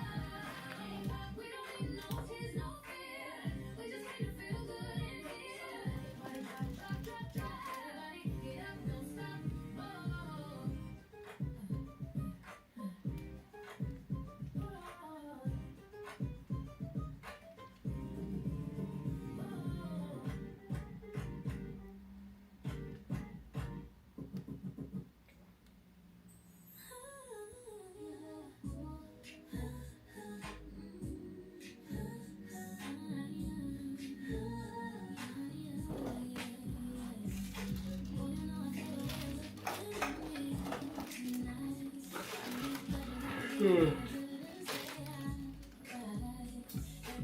have some bowls like that. I thought people were here, but I guess not. It's us. Oh, they left us. Yeah, that's what was kind of like a little like short on the some of the tacos. Like, I thought she was here, but over there. Gotcha. She was like, have an effort. Oh man,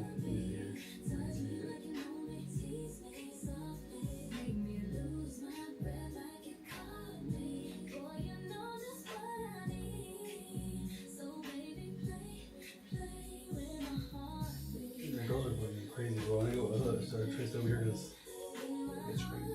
Yeah. This is my girl right here, my girlfriend. They go over there. I'll go. Yeah, That's how I like them. That's how you like. How tall is she? She's about right here. So this one here looks like a rat baddie, just What's her name?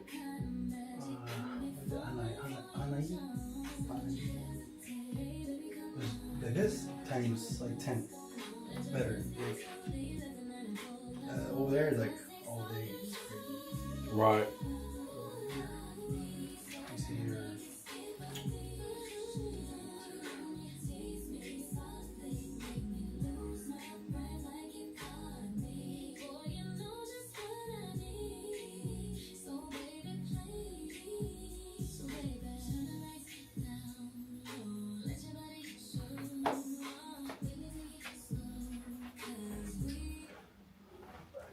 How do you know about my shower? Question mark. You've never been in it.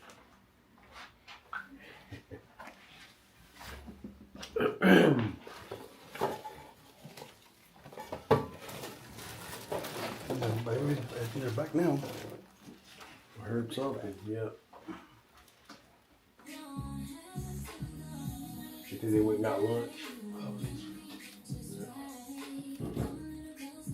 I mean, you about ready to get your grub on it. A little bit. You good? Oh yeah. ¿Todo bien? Ya todo bien. ¿Te estás desmayando o qué? No. ¿Comiste? ¿Comiste o no? ¿Ah? ¿Comiste? ¿Sí anda a comer? Yo agarro. ¿Dónde estabas? ¿Dónde empezaste? In the front. ¿No has hecho más nada? Todo eso de aquí.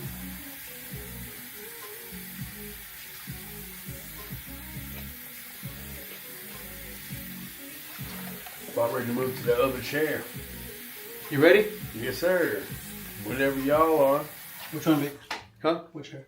Well, the massage chair. Yeah, I like to switch it up. When I was stuck. Hey, look, Fabrizio was picking. He's like, "That's that old age. It's something." But Does your back hurt laying down? I was stiff, man. I was stiff. I didn't get home till like 11 o'clock. And we was up here a long time that night, that day.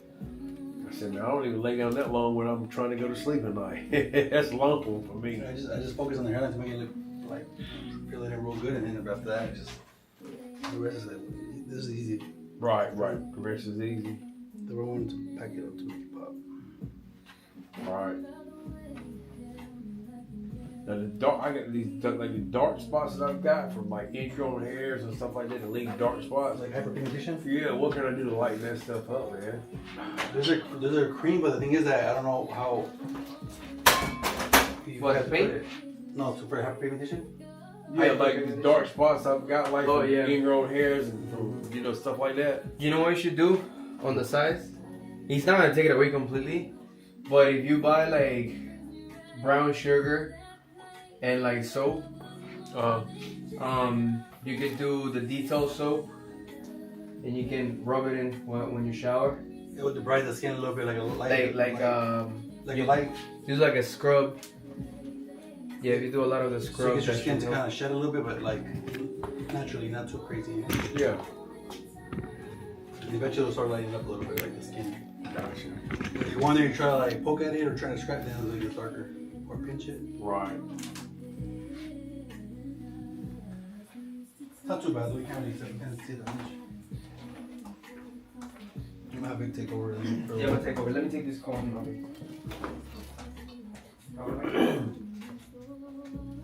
It's taco time. Yeah. But out there, like where I'm at, it's crazy. So you said is the taco stand around or something? No, we went to a little Mexican restaurant. It's a little food spot, and they have a bunch of food in there. Okay. Like tamales, they got freaking, like, Where at? where you went to get the food? Oh, right now? ¿Tienes audio? No.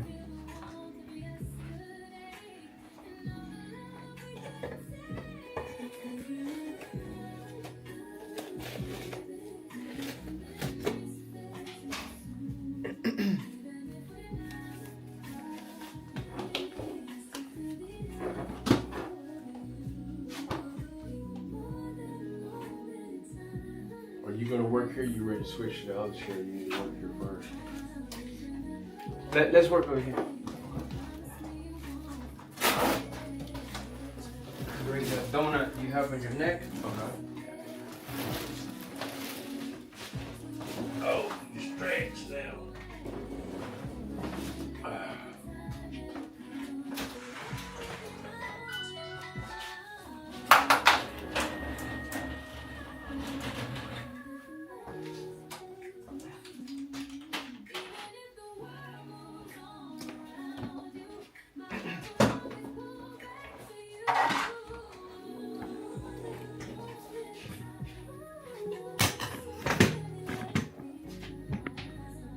You let that Tesla drive me on in here, right? Mm-hmm. I want to see where we park. Last time when I pulled my car, pulled me in and backed me in right there.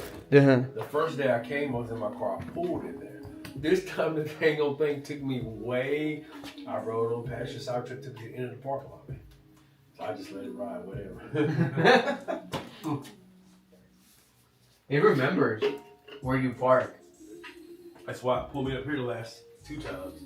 Because I did that with my truck yesterday. And it took Everyone's like, I trust the truck more than I trust you driving. Give me 1 second. Yeah, he said that to me. He's like, why don't you just let it drive? I trust the Tesla more than I trust you driving. I like that. I mean, I like that. That's full-step driving, man. That's better? Yeah.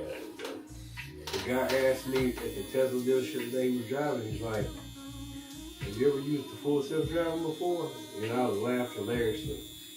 I said, look, man, if I'm in this car, I said, I hadn't even drove the car yet. I said, if I'm in here, I'll let it drive all the time, 100% of the time.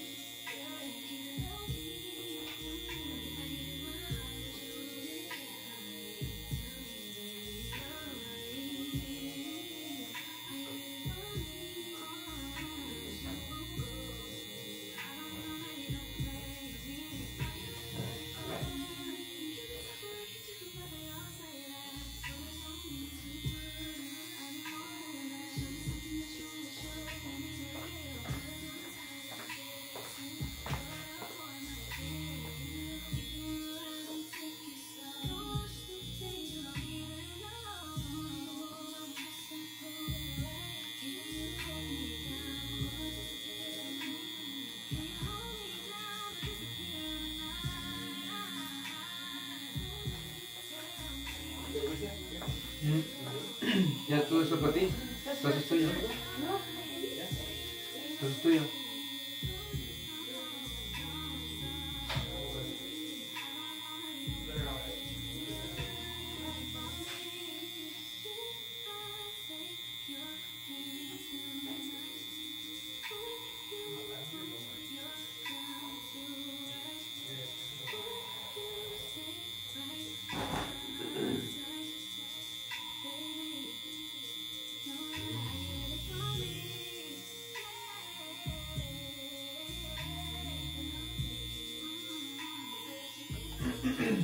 The house you stay in Burlington, how long have you been there?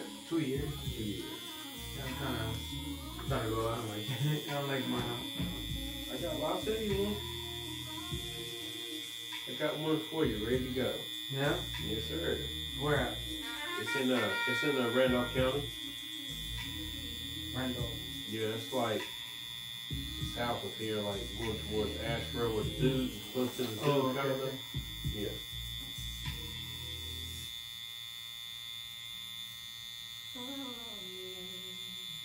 Is that where your sister stays at? Yeah, my family's from that area, Randolph County.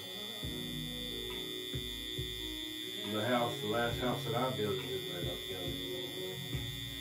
It's been there now for 5 years, maybe.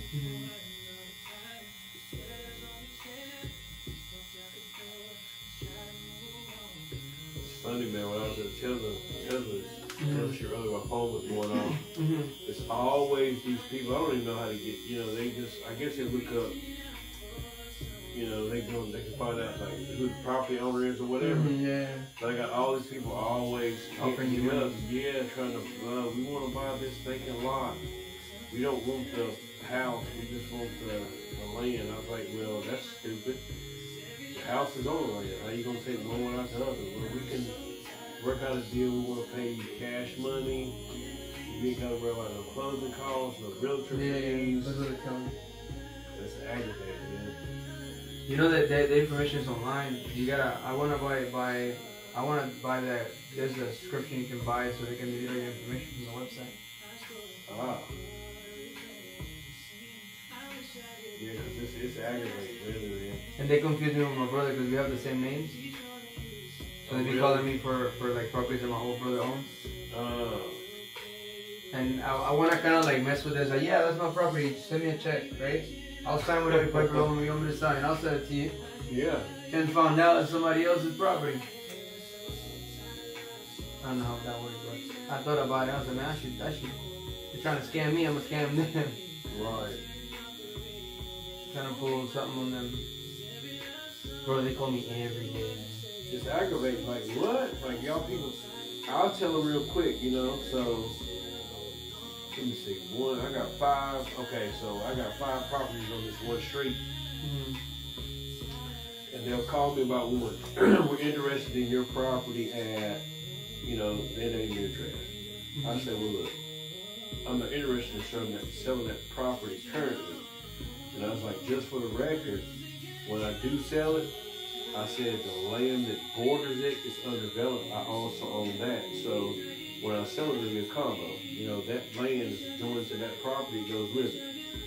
It's, it's deed, it's 2 separate properties on the deed, 2 different deeds. I said, so that'll go together. It was like, well, what about your property here? And I was like, no, not even considered. Well, what about this property? No, not even considered. So then they questioned me about this other property, right? Which is my primary residence, you know what I'm saying? And it was like, I said, yeah, I'll sell it. I said, but, the money's got to be right. And they looked at and I said, I don't care what you're looking at on Randolph County, on my county's GIS. I said, that's not what you're going to get. I said, you're looking at a house they took that information, the house was still under construction. I don't know why they haven't updated it, but that number right there is nowhere near what you get it for. I said, I just recently had the property appraised, and there's been more improvements made to it since then. And the guy, it was a guy, he was like, well, what kind of money are you thinking? I said, I really hadn't thought about it. I said, we started at 1.5. I said, that's when the negotiation starts, like that. He's like, well, we'd like to be at, it'll be a cash deal, no realtor, no closing costs or nothing, just me and you, we do the deal, it's over with. And I said, well, I'm listening. And he said, I'd like to be at 15% less. I'd like to start at 15% less of what GIS says. I said, well, you can go ahead and delete my number, buddy, because you are barking up the wrong tree, because it's not, I can't even entertain that.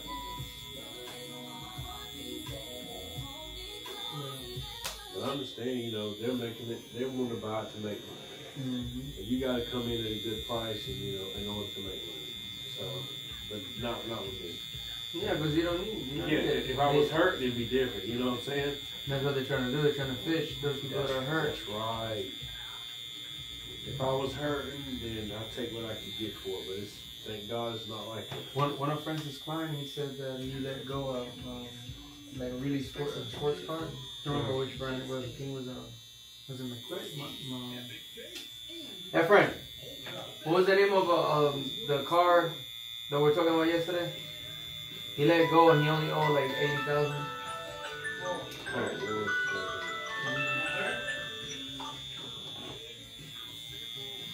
What was it? McLaren? And I was like, why did you talk to her, man? And let it go to the... I was like, yeah. In California, they do that all the time. They don't care about their credit and they just let it go. That's crazy. You can't do that, man. I mean, I looked at McLaren's. I was scared of them, man, because they got so many reliability issues.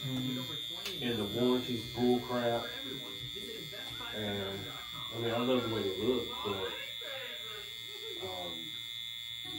but yeah, that's what you're saying. Like you said, they fish for people who they think need the money or in a bad way or in a bond or something. They take advantage of the situation.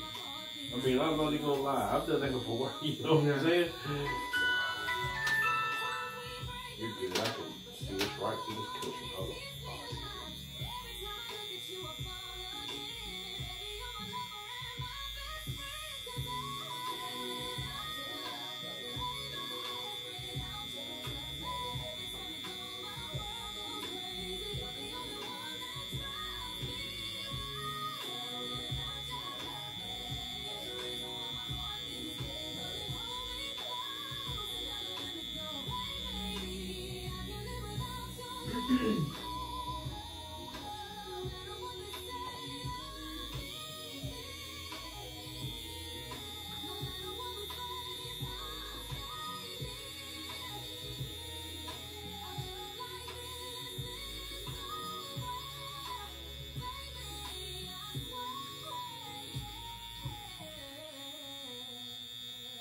And I'm getting audited on Thursday. You read that?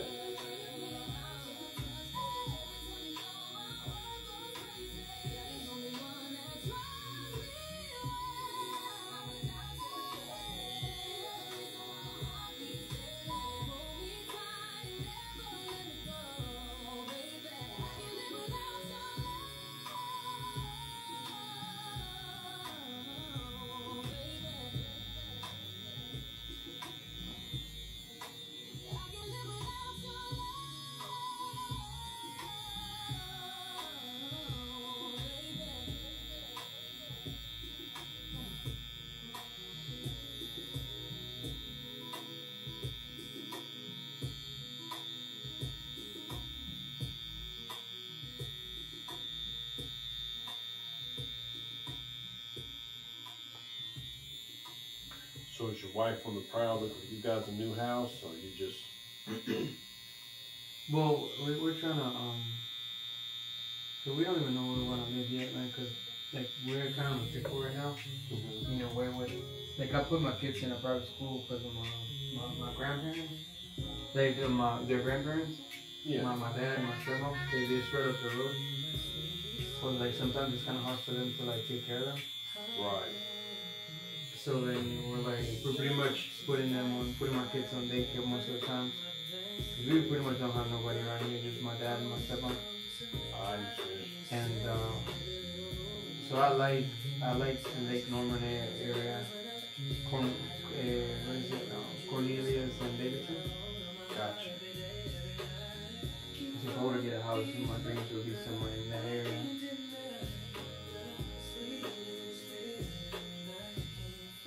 But then again, like,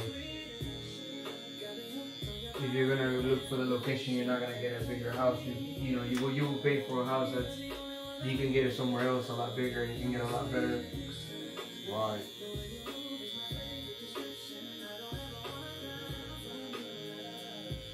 Just for the location, it's not even worth it. Yeah.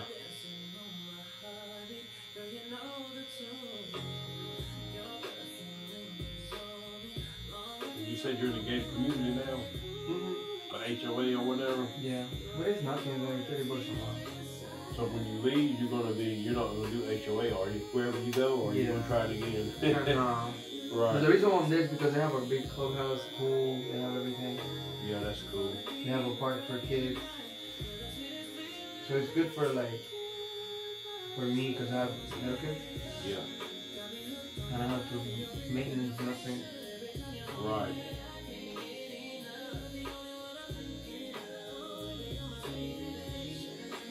Yeah, my buddy who's the barber, man, he built a house in HOA, or bought a house in the HOA, it's a brand new one. And it's got like a gym on the campus, fitness center, pool. He's got a small kid. He's in his early 40s, but he had a kid when he was like late 30s, so he's got a kid now that's like 7 or 8 years old. So that was good. His other kids, and his son's in college now. So it's like, as soon as he got the house built, his son was moving out pretty much, going to college, but he's got the little kid so they can enjoy that, the pool and everything.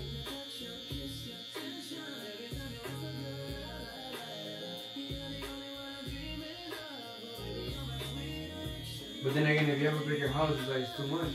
Like I haven't really, because we got the houses because of the location and because of the amenities. Right. But I haven't really like putting money into the house like that. Into like, I don't know, like I haven't really cared much about what I have inside. Right.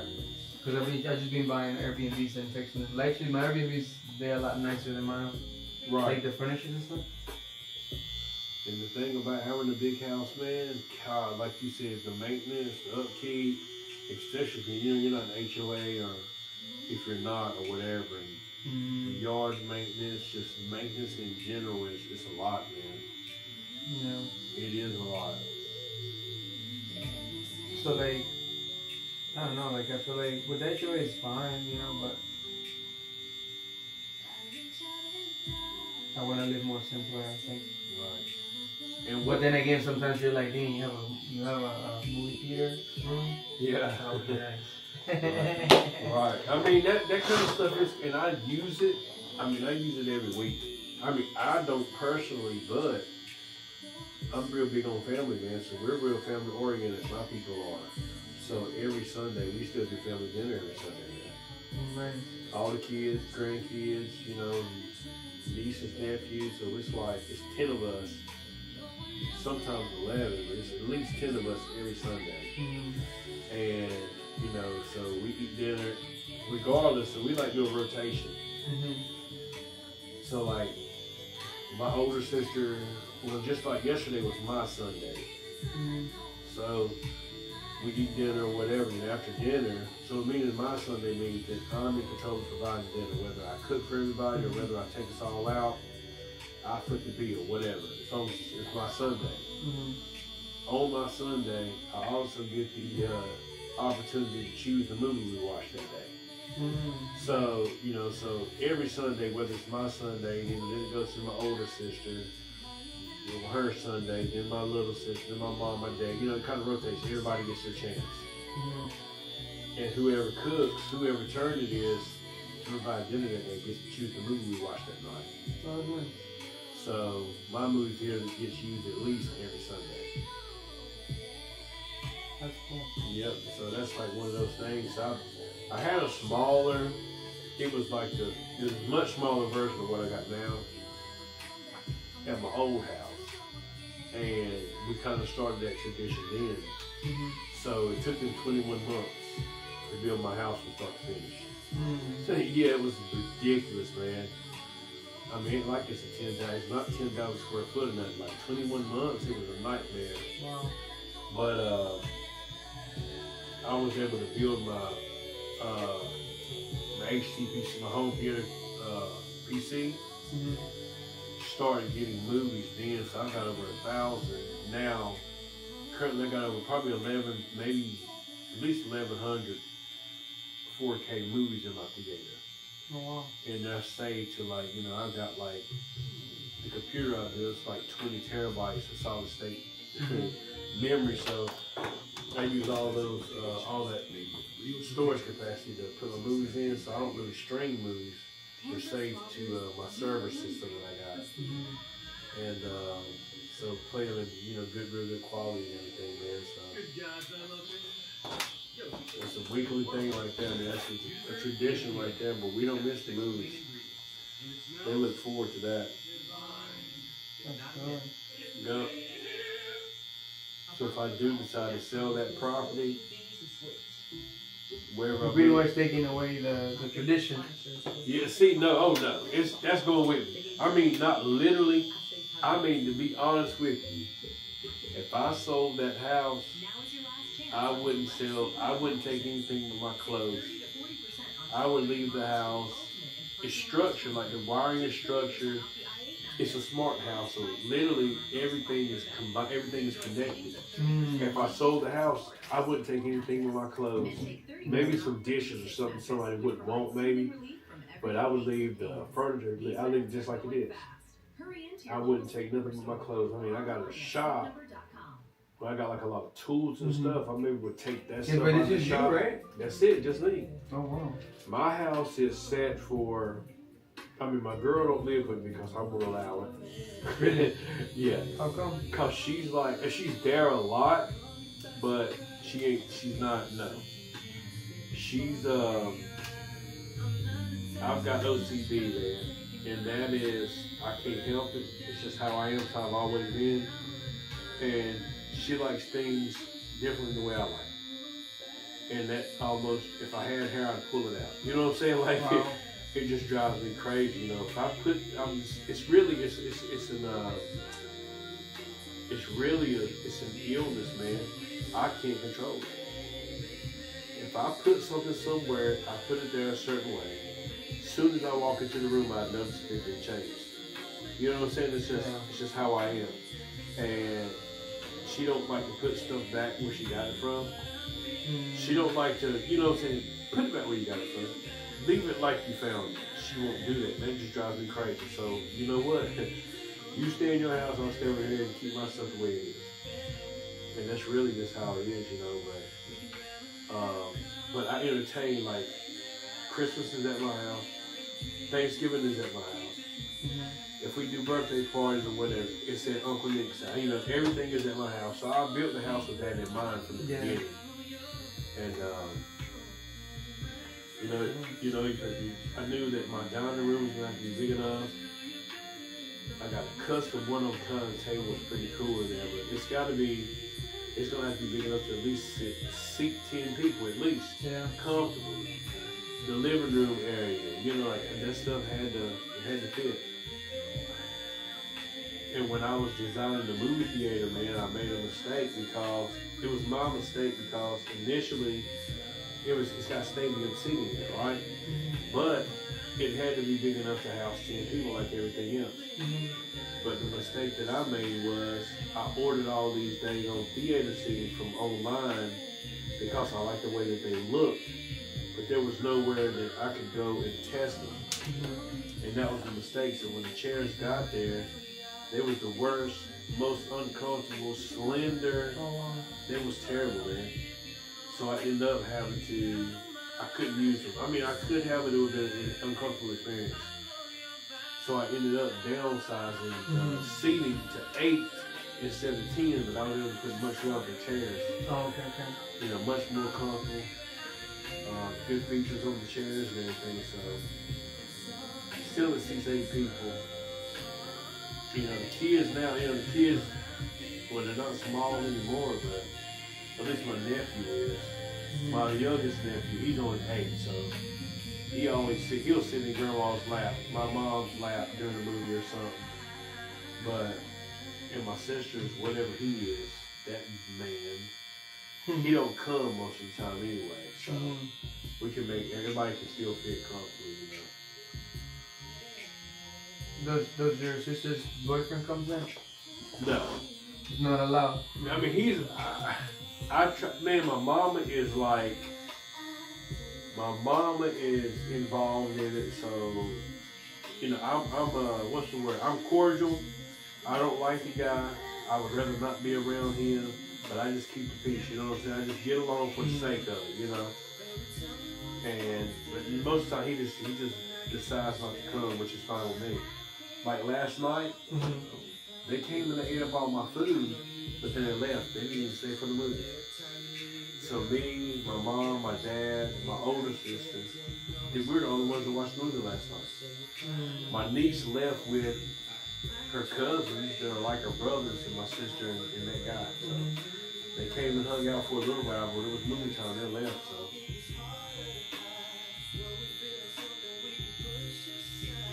Now, like on Wednesday nights, like if we want to watch a horror movie or a more, you know, a rated R movie, so to speak, we'll watch that on a Wednesday. In case the kids are there on Sunday, we don't really watch anything, you know, crazy like real violent or vulgar or nothing like that when the kids are around. But, you know, along with my sisters, they'll come and we'll watch some different stuff.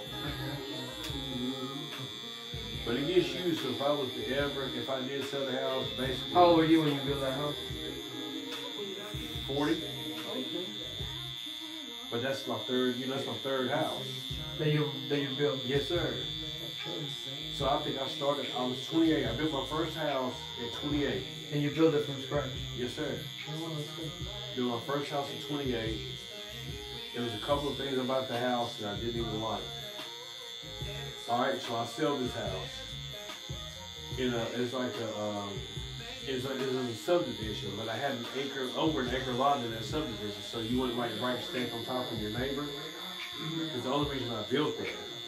And so I bought the lot behind that one, sold that house, bought the lot behind it, built another house. I'd say about 80% of that house I liked. The first house was like 20%. I was like, man, why did I do that? Why did I do that? It was just, you know, it just wasn't right. Second house, I corrected everything that I recognized, but still I realized I wanted some other different things. But I kept that house. I paid the house off in 5 years because I did borrow some money and I got a construction loan on it. I paid the mortgage off in 5 years. Planned on doing it quicker, but I paid off in 5 years. Ended up staying there for like 8 years, 8 or 9 years. During the last 2 years of that house, I started designing the house that I'm in now. And I got a lot of my thought processes and stuff, ideas or whatever, my inspiration from going to the mountains, man. Mountains? Yeah, staying in mountain chalets, cabins and stuff like that. So I got a lot of what I wanted, my ideas from going to those places on vacation and everything. So it's like, it's where I got my ideas. So it took me about 2 years to design it. I actually ordered a program online to where I could design it literally myself.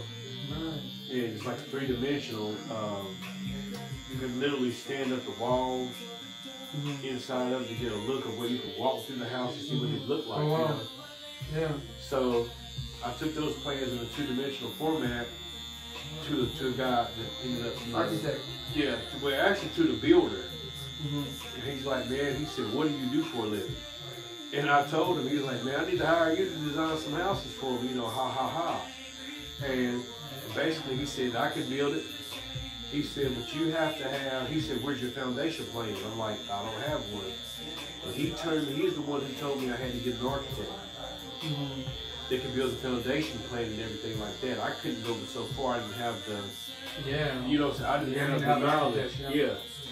So I got an architect to make the plans buildable, basically. We went through that whole process. That he started building the house. I'm sorry, we finalized everything at the end of 2018. I didn't move into the house until June of 2021. Oh wow. Yeah. So I think that he built custom houses, but the thing about it was he did nothing with custom houses, but all of his houses were similar. Even though they were not the same, they had a similar vibe to them, you know? And they were, you know, they were just like, they were shaped like, just like a rectangle. You know what I'm saying? Like, you know, I wanted more, my house has got more dimensions to it. It's like, it was totally different. It threw them off, I believe. Yeah. And, you know, I hand selected every single solitary thing that's in the house. From the door levers to the floors to the, I mean, everything. Wow. Yes, I was very involved in it, man. 21 months later. That's crazy. It was a long. That's a year, almost 2 years. No? Almost 2 years, man. So it was a long process, but you know. But like I said, I got it from the my ideas from seeing the cabins. I did not like the fact I didn't really want a rustic house, but some of the ideas still came from it. So like, you walk in, like my front door, like if you pull up to the front of my house, you don't see a front door because it's tucked in to the side. I don't have any exposed wood nowhere on the whole entire house. The house is brick, the porches, the lanai is all concrete. Anything that would have been naturally like exposed wood or you know, cedar or anything like that is all wrapped in concrete. Concrete board. So I mean any exterior stuff like crawl space, anything is PVC. Anything that was made with quote unquote wood, it's not real wood, it's like a fiber board. So I'm not worried about any termites infestations or none of that kind of stuff, man. And like I said, you know, it's brick, you know, black windows. I've got a floor. I'll show you pictures, man. Yeah, how much did it cost to build it? I probably about 800, maybe 800 to build it. The initial cost. Ended up being what, $1 million? It's a little over that. Like when I appraised the house, I had the house appraised. They gave me a free appraisal then, and I appraised the house. It's about 1.5 right now. But you know, since then, man, you know, I put level 3 granite in there. I've got floor to ceiling. All of my tile in there, like the backsplashes. Man, I feel like because of the time that you spend and everything that you put into that house, man, it's not even worth selling it.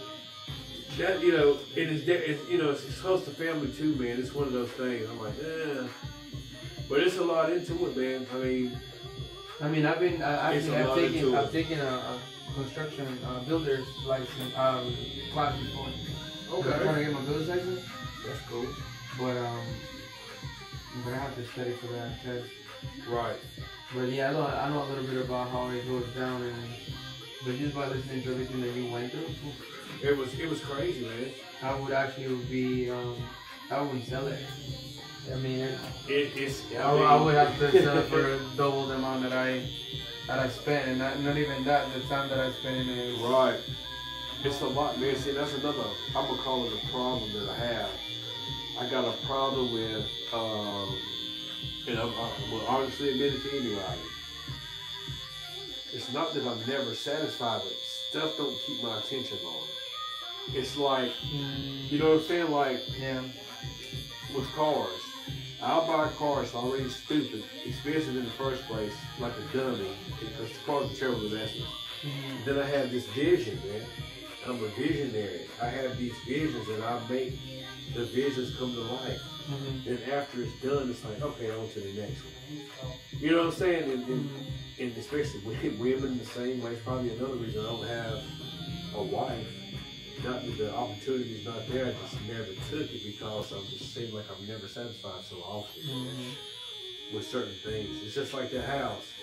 So many years, I mean, I've got years into that particular house, just designing it, getting it built. I was there every single day. And the man asked me, the people on the job site said, man, do you work? Every time I'm down here, you down here. Which was true, but you know, I had that, thank God I had the freedom. And I stopped a lot of stuff from going sideways that could have went sideways because the contractor was not involved in some things that he should have been. I got beat in the head over some things, but so did he at the end of the day. I just hired the wrong contractor, so to speak. That's why it took so long. And went through a lot of legal stuff with him. I had to get my lawyer involved with some situation that was going on with him, and it was ugly, man. And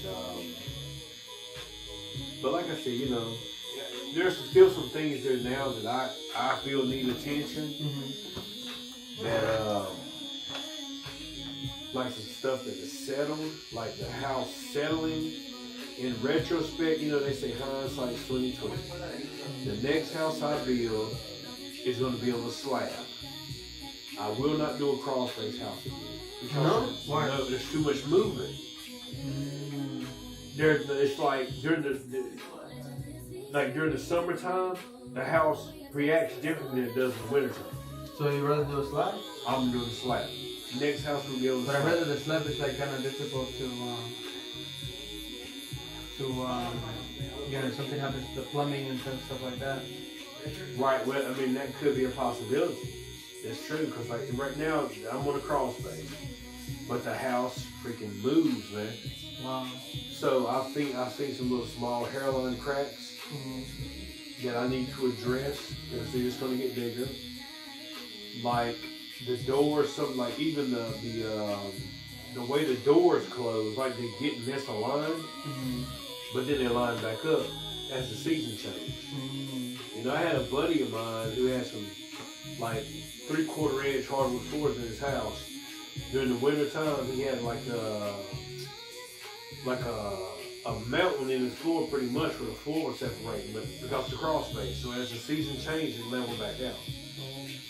So just to give you an idea, so Yeah. I'm experiencing that, not as extreme as him. My house is a slab. You are on the slab? Yeah, I'm on a slab. Right. And my dad's is on a Crawl space? yeah. And his kitchen is all messed up. He has changed the floor so many times. Yeah, that's the problem with the crawl space, man. But when it comes to fixing things, bro, underneath, it's easy. Yeah. I have one of the Airbnbs is crawl space, but it's partial in the basement too. The basement is a slab, and then the second part of the house it's on a foundation. Okay. So whenever the HVAC goes out, it's easy because I can just go into the basement. Right, yeah, that makes it easy access, yeah. That would be the only reason why I would go with crawl space. Right. But yeah, my buddy just built another house, the one that was having a problem with his flooring. With like the wood split and like separating and mounding up when the seasons change. Actually caused problems in his bathroom with the plumbing because of that movement. Well, he ended up selling his house. He is the one who turned me on to the realtor that I currently use right now. And ended up selling my old house for me. I put the house on the market, and it was under contract in 2 days after I put it on the market. Like it was like, and they didn't even fight me on what I wanted for it or nothing. And he wanted it separately, you know, things that are mounted or attached, which your wife knows, but it's a part of the house, you know. So he's like, what would it cost me if I wanted to keep, because I had a small AV closet there, was a closet instead of a whole room, but everything that ran, the home theater stuff, like just in the living room, it was nothing elaborate like what I got now, but he wanted to keep all the TVs that were mounted to the wall. He wanted to keep everything, all the surveillance, video cameras, all that stuff, and he wanted to keep everything. So we did a separate deal outside the closing of the house on that. Were you able to get your money? Oh yeah. Oh yeah. So outside of the deal, like we agreed on everything, right? And I told the man, I'm like, look, you know, I live here by myself. I'm not here. You can tell by the condition of the house. The house is in immaculate condition. I had a company that cleaned for me then too. The yard was manicured, a lot of nice landscaping. But the guy wanted to pump the septic. I was like, look, I live here by myself. I've only been here for X amount of years. I built the house brand new. But he wanted to come, he wanted to pump the septic system. He ended up getting which he had to pay it out of his pocket. He wanted to get an electrician to come out and do an inspection. Well, I had some things there that he didn't like how it was. So I ended up, you know, hiring an electrician to come out and change it the way he wanted it. But my buddy was the electrician. We grew up together. so he didn't, he didn't hurt me with the price or nothing.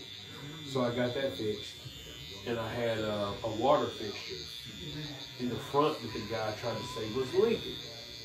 He's like, well, I had the inspector come out, and he said that, he didn't. I found out the inspector said he said. But there was and it was a crawl space house also, but I didn't have the issues that I'm having with this house. But he said there was some standing water under the bottom, and tried to say it was from that water fixture. I said that's impossible. Ended up having to have somebody else come and check it out, and it's the way that one of my gutters was ran, and it was causing the water to seep into the crawl space, and it was puddling under the brick steps in the front. So I just had them to come out and reroute the gutterings, and that fixed that issue. And under those circumstances, we closed on the deal, man. He was ready, so we went to the lawyer and we closed. But as soon as we agreed on everything and I fixed everything that he wanted fixed, the dude cut me. He was actually a contractor himself. Oh, really? Yep. And he cut me a check. He was from a different county, but he cut me a check on the spot for the extra stuff that he wanted that was not in the contract. And he wanted to keep my building, because I had a building built in the back. Yeah, the little outbuilding. When I used it as a little workshop, it was off the back of my garage. And he wanted to keep it because it matched the house. I said, cool. He paid me for the building. I had gas heat in it. It just had like a little window there, and the shit was small, relatively small compared to like the shop I got now. But he wanted to keep that. It had a jacuzzi that was built into the back deck. It was a wooden deck there, but it was recessed into the deck, so you stepped down into the jacuzzi. It was nice, man. He wanted to keep that.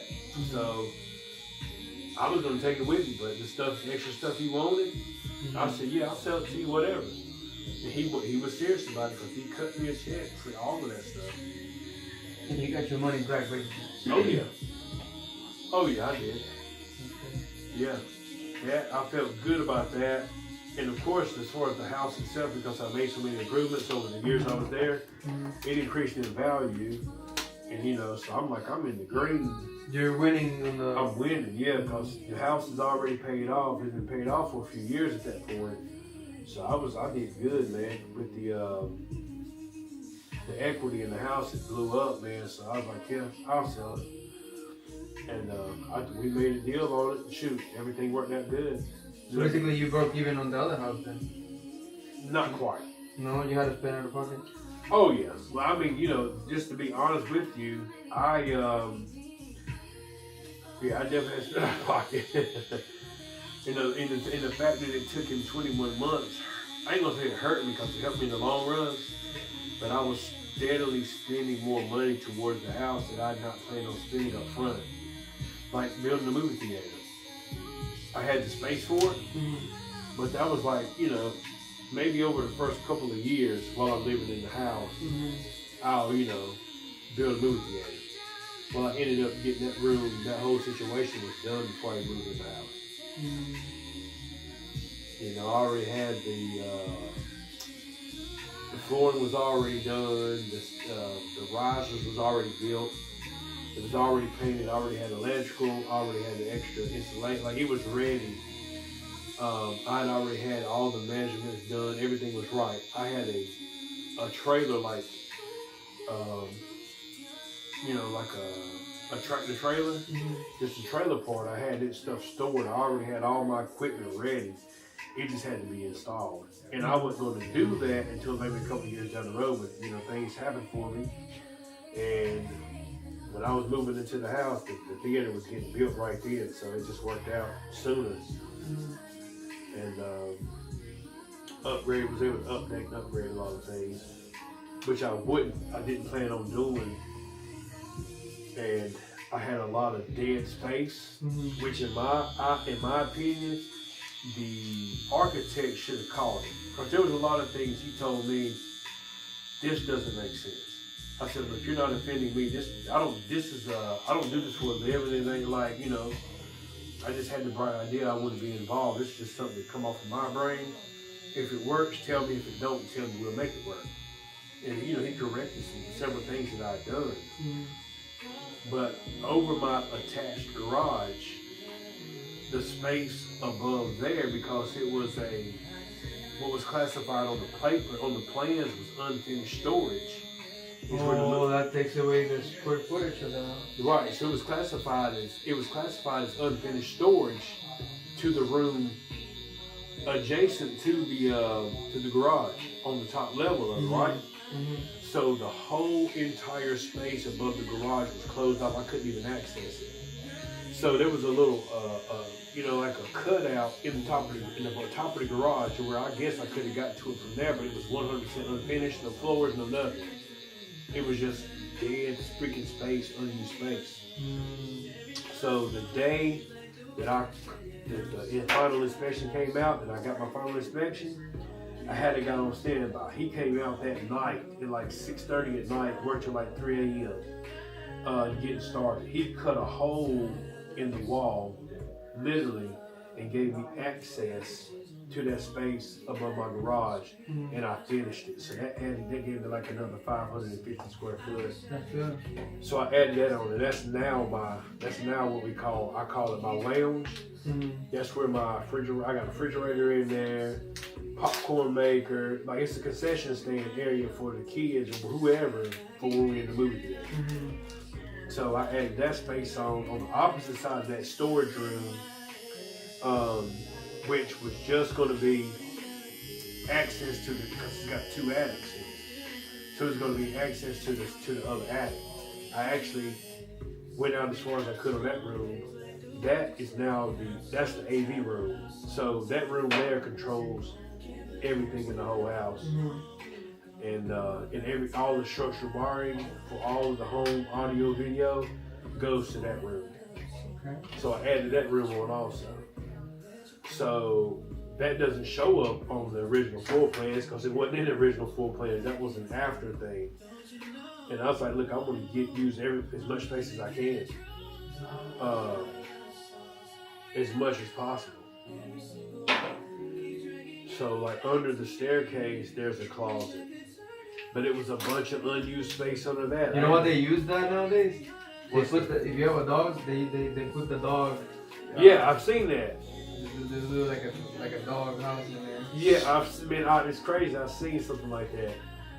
But what I ended up doing was I had them to cut a door in there under the. It was already a. Some people do right put there. wine. Yep. So I had a guy. They ended up the same guys that done the extra attic space for me in the lounge.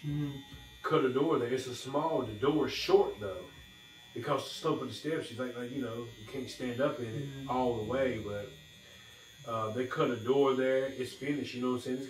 It's got recessed lights in it. It's painted. It's got flooring in it. It's a small little. It's like an additional closet basically. That's all I use it for. And I used the first closet. It's kind of like a utility, like I keep like cleaning supplies in it or whatever. I keep my leather lotions and stuff like that for my couches because I had to have the windows in the living area, like it's what do you call this? Oh my God, I can't even think what the name of the room is called.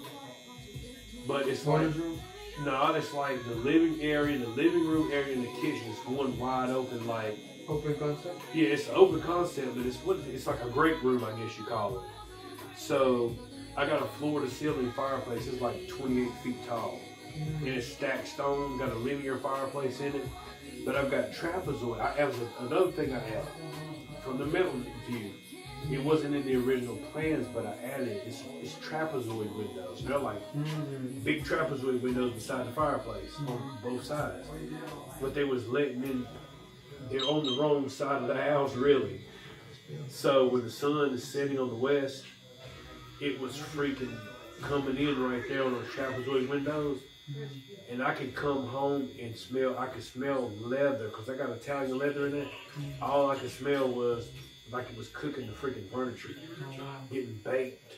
So I had to have like some commercial tint put on those windows to lower the heat and block some of that heat that was coming in and destroying my furniture. Because I didn't want it faded, so I was having my seats lotion, like the leather lotion, on them every week. When the cleaning company was coming, trying to protect the leather, man, from the sun, so ended up having to get the windows tinted. You could barely see it on the inside, but on the outside, you look on the west side of my house, it's like what do you call it? It looks like a mirror. It's like a mirror tint from the outside, but it doesn't look that way on the inside. But yeah, man, like in the contractor, man, he got over me on some stuff. Like I had to take over and do a lot of stuff myself that he's supposed to orchestrate it. It was a nightmare, man. That's why it took so long. But yeah, I have to show you some pictures, man. Let you check out and see all this talking I'm doing. Let you look at it. Yeah, I'm over here picturing it. Like, yeah.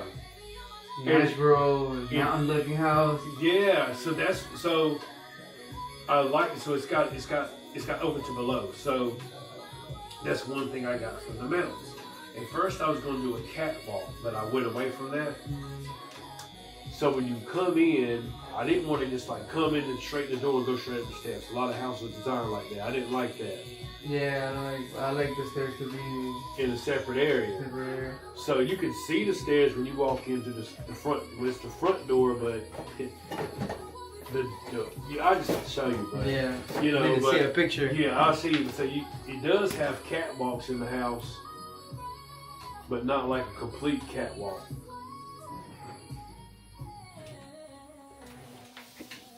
Oh, yeah, but it's not like a complete catwalk. So the staircase got the landing on it. It's got 2 landings actually, and I wish, in retrospect, I should have put windows, which is a more modern look.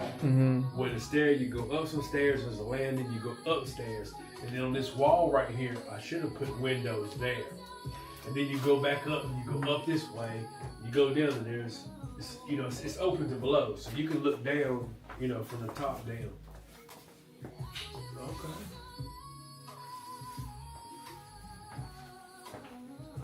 So I did pretty much the whole crown area.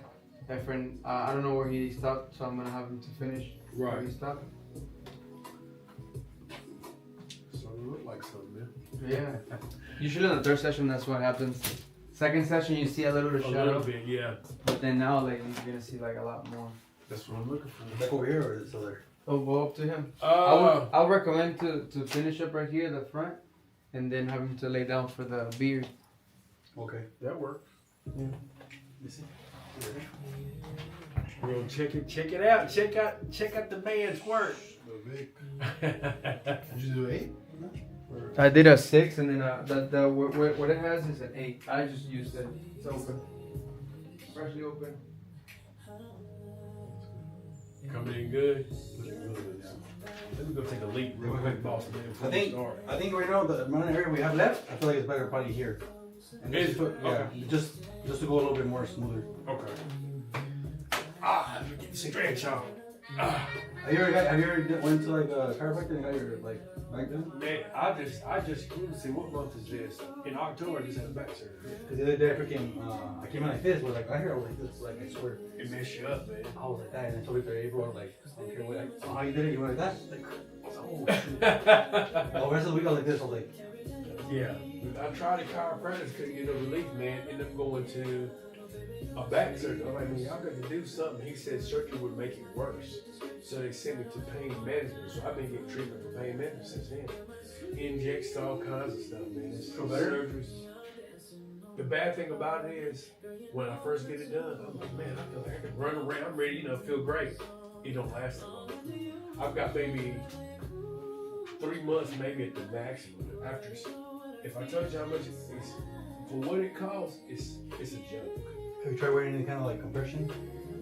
I've tried it. It don't do anything. I've tried heat. I've tried cold. Man, I've bought all kinds. No, of compression gas. like a undershirt garment. Oh yeah. I've tried that too. It isn't nothing. See, I've got bulging discs. So it's that's what we talking about. Was that already touch it or no? Yeah, but we gotta do the video. I just wanted the front of my poquito. You're gonna do a video. Zero?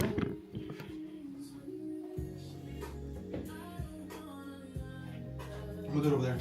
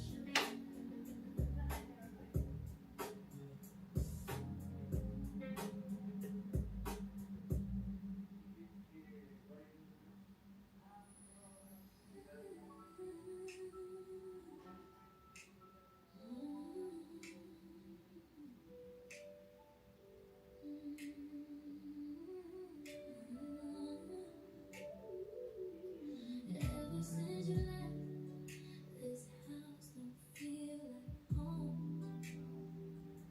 I reach out in the dark, but I still end up alone. Try to keep it together, but the Ready to rock. Hit this H2O. Is it? Oh, H2O? Yeah, H2O, yeah. I like to drink a lot of water, man. Stay hydrated. Wait, all day? All day. I drink at least a gallon a day. That's good. That cleanses you out, huh? Mm-hmm. When I was doing that, it was giving me like, I was going to the restroom like really, really smooth, like. Just, yeah, another thing, you know, they tell you now, man, I drink a lot of water. If it's plain water, they tell you to put a little bit of what they call Celtic salt. You put a little bit of Celtic salt in there and it'll help you hold on to it. You won't use the bathroom much, but it'll make you make it like hold water. Retain more, right? Yeah. Step on back. Good? Okay. Oh, my bad. I don't know where to try this out. See if it works if it helps your back a little bit more. This on. Right. Back. And just a little bit and see how this feels. Like that? What? That's hey. That makes a difference. Just to get the little. I feel like all the weight is going like. Yeah, that makes a like difference. this. It'll just like. Yeah, pull it out. that makes a difference It's like a right baby. there. Yeah. Yeah. I mean, that does make a difference, man.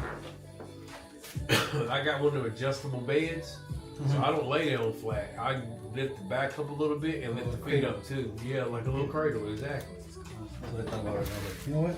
Yeah, that's good. I'm glad. Hey, I never noticed that. That helped right there, for sure. All the weight be on you.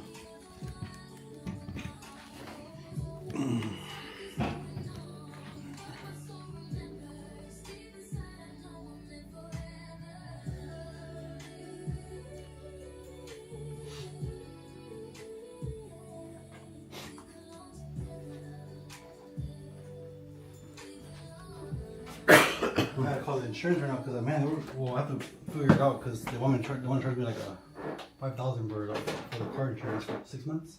5,000. Yeah, but I'm like, that's crazy. Good grief! What kind of car you got? A Lamborghini? Nah, I need it. You got a. I got six vehicles. 6 cars, but that's a lot of cars. Yeah, but that's a lot of that's expensive, man. But I mean, the cost of living in Cali and the cost of living here is totally different. What is the? Oh, you may not know, but what's the minimum wage in Cali? Oh, I think it's like 20, like 20 bucks, maybe 19 dollars. Compared to I think $7 here. I think it's $19. Right, and it's like $7.25 here. Oh wow. $7.45 here. I seen that. I was like, I believe it. Yeah, Oh shoot. it's a big difference in cost of living. So, you know, like people here in this area think you're doing something if you're making $100,000 a year or something. So not a lot of money, but I guess for a lot of people it is. 100,000 a year, but I guess in Cali, 100,000 is pretty normal. It's like working at McDonald's making $100,000. Right? Yeah.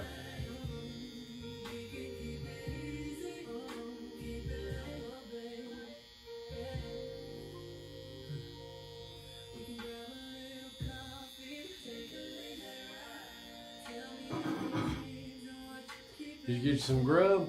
Oh yeah, I got me freaking nice tacos. It was a lot, but then good thing I one of them were it was different kind of meat, so it was like soft, tender. I was like, okay, this is good. It was good. I was getting full. I was getting too full. Right.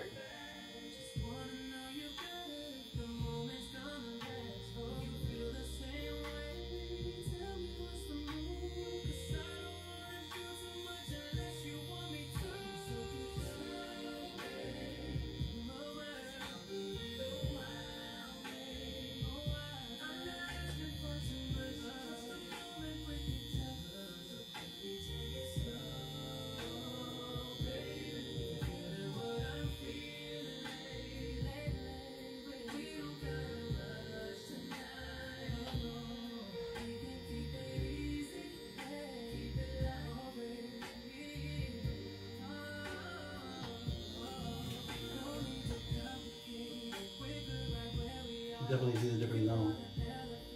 Oh yeah.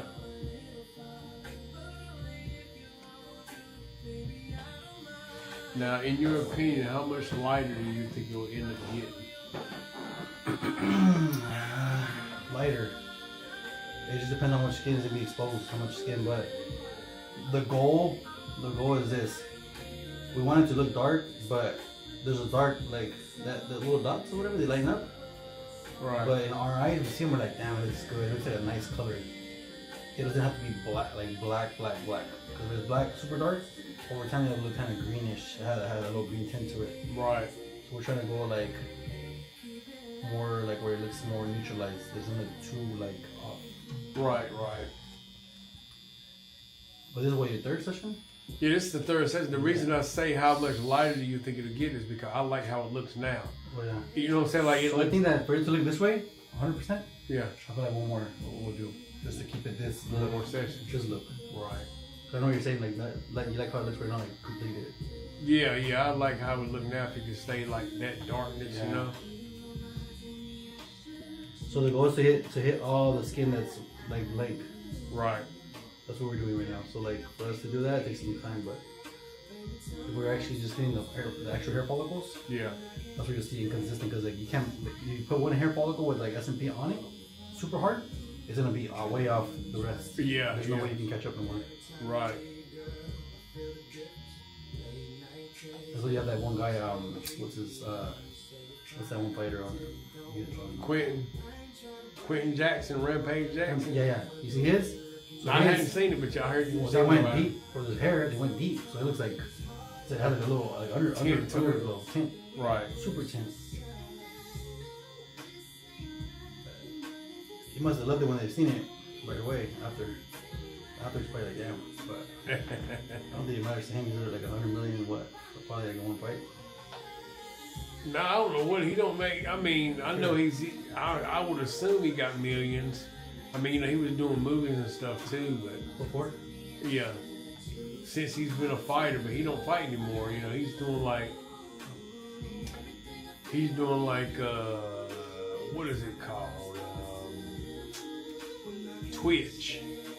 He do like videos like Twitch and YouTube, and like he's real silly, man.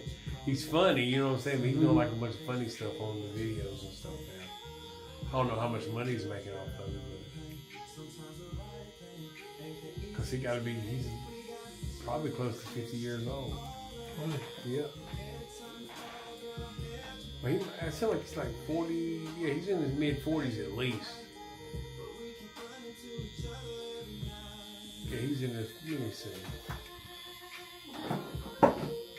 How old is Quentin Rampage Jackson? Quentin Rampage Jackson is 47 years old, born on June 20th, 1978. 47.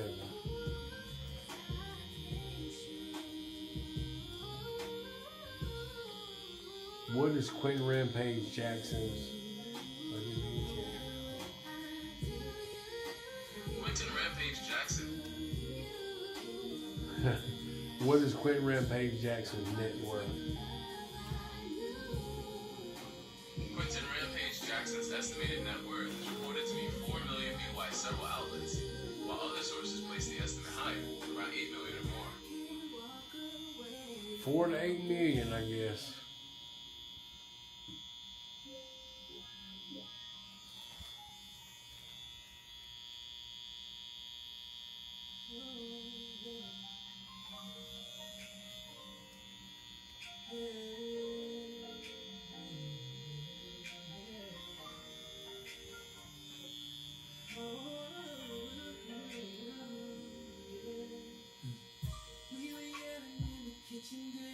It's like your rest in peace gonna look like smooth, like natural smooth, like freaking like how do you say it, like luxury, bro. And then you see somebody else that has it, you're like, damn, that looks pretty bad, bro. That's off. And he's like, I remember everyone telling me this, but I didn't believe it. You're gonna notice every little thing. Right. That's where it, like, I wouldn't go super dark and super dense, but we're trying to build one that, like, nice. Yeah, If it wasn't like that, we would have never had that. Right. I just give them that fine. We just work around it. Right. Yeah, I like it to look natural, man. And I mean, I want it to stand out to a certain extent, but you know, I don't want it to be too dark and looking fake. You know? We do want it to pop, but we have to just make sure that once we get everything in one tone, then we'll say, okay, you know what? It looks like it healed nice. We probably go a little darker. Right.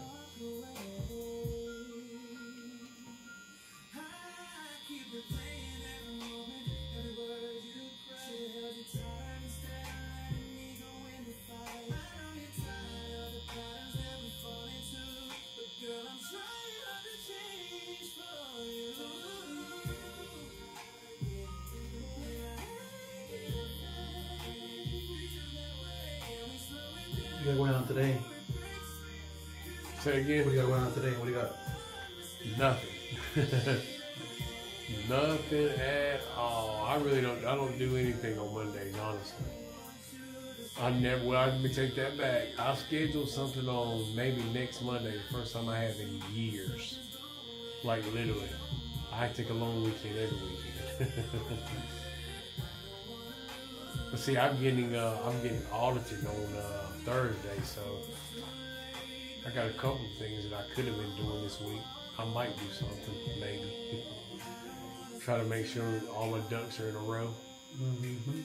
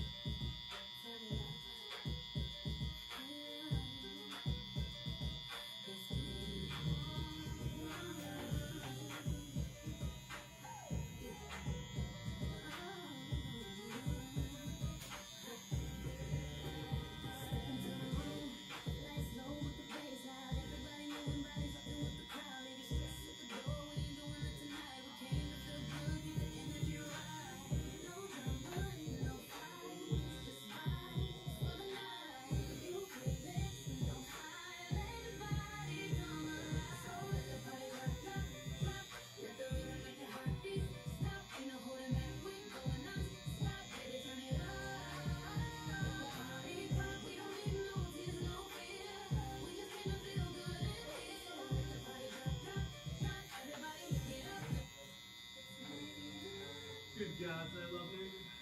Yo, you should use this as immortal. User native vanilla. It's got 6 main ingredients. And it smells divine. It's not a myth. It's native. Name a more iconic egg than Reese's. Oh, right. Cadbury. Guess it's a tough. The #1 doctor recommended pain relief brand. Now in a fast liquid gel.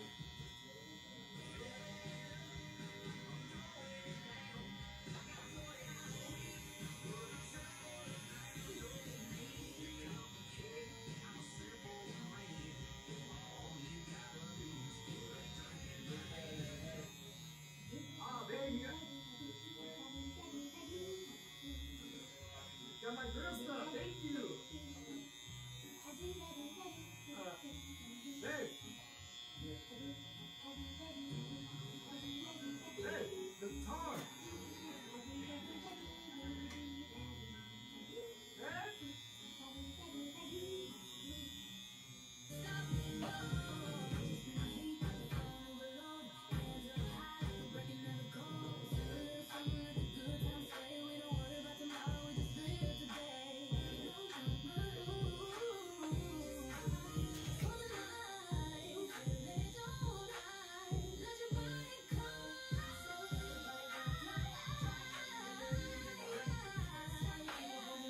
You're gonna have to do it slowly.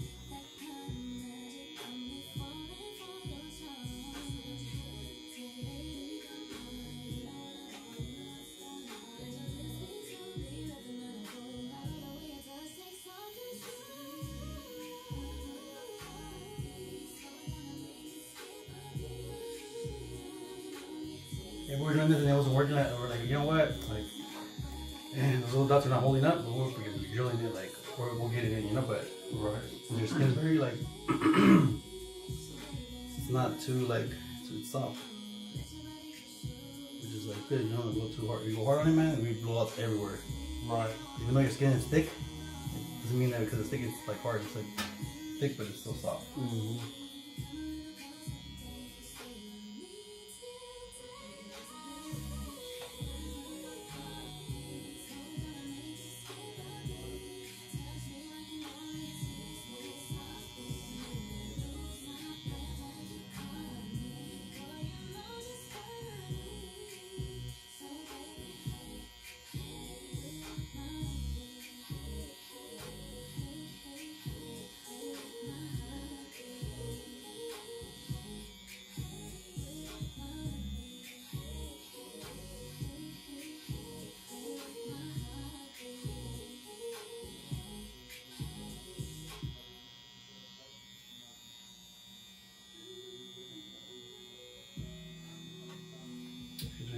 in the center.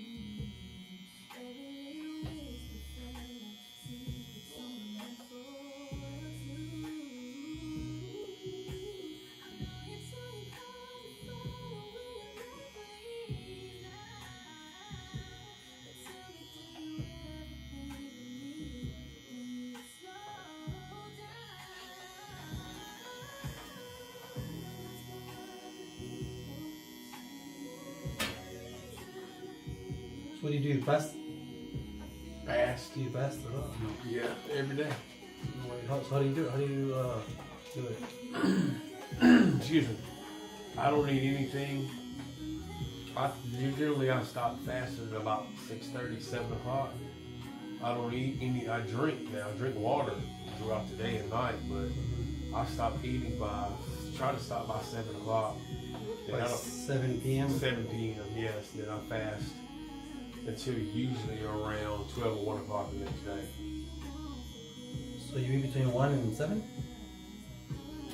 6-hour window. Yeah. Did you start bigger than that? Well, when I started, I used to do like 9. I used to do like 9 to like 9 to 12, which is a shorter window. And some days I fast longer, but I can feel the difference. See,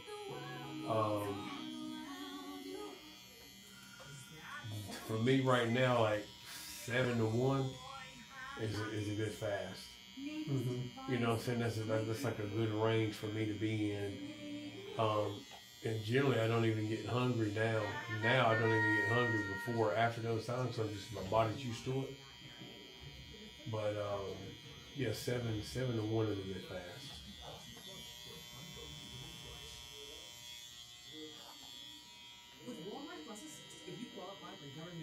And really, you know, it's 18 hours. Most people, the sweet spot for a lot of people is 16 hours. Mm-hmm. But I mean, I can do 16 easy. I could do 18 easy, but 18 is pretty good for me. 18 hours? Yeah. So pretty much, you know, if you only have a 6-hour window of eating in a 24-hour day. It's hard for me because like where I stay, with my girl I was talking to for a while, her parents like, oh, her mom cooks like, so we wake up in the morning, we don't have to sleep in. Maybe if I sleep in, I'll be alright. If I wake up at 8, like at 10 in the morning.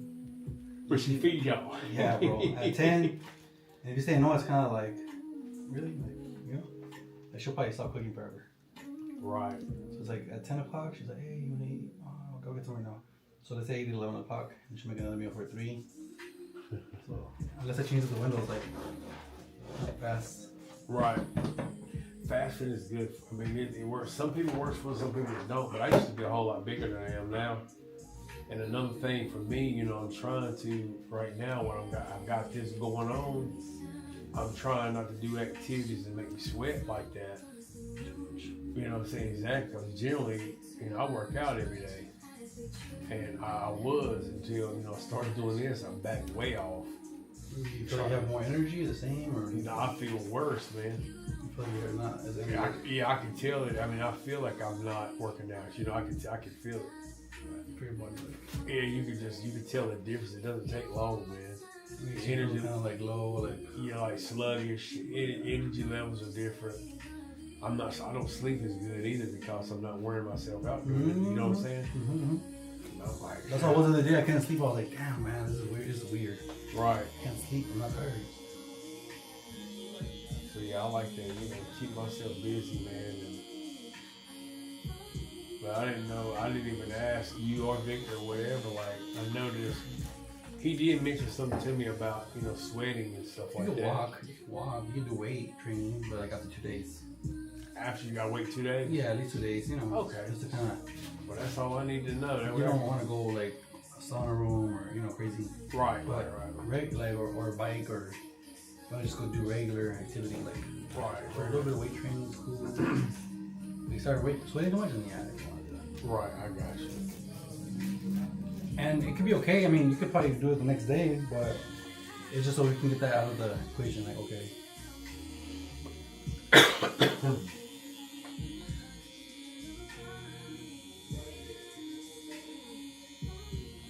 So if I'm taking at least one shower a day and then I still wash my head with that shampoo even if I don't get back in the shower.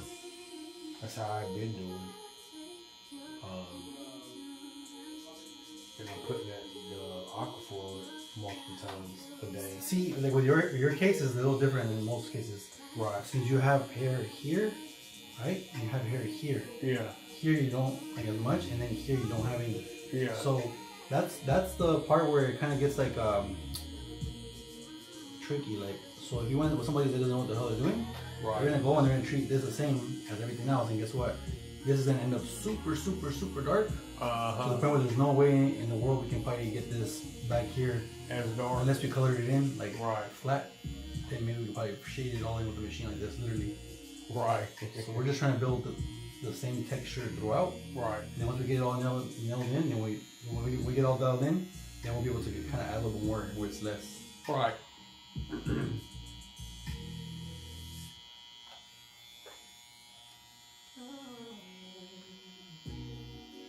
The people that have hair, they do that, they just go dense. Man, I miss them so bad. I bet so.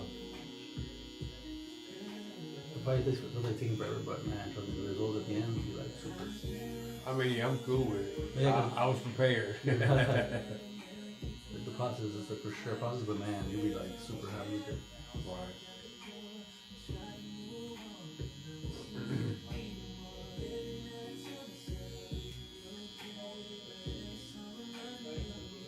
But you get back to what we were talking about the fasting, man. But I break my fast with protein. Some type of protein, no carbs.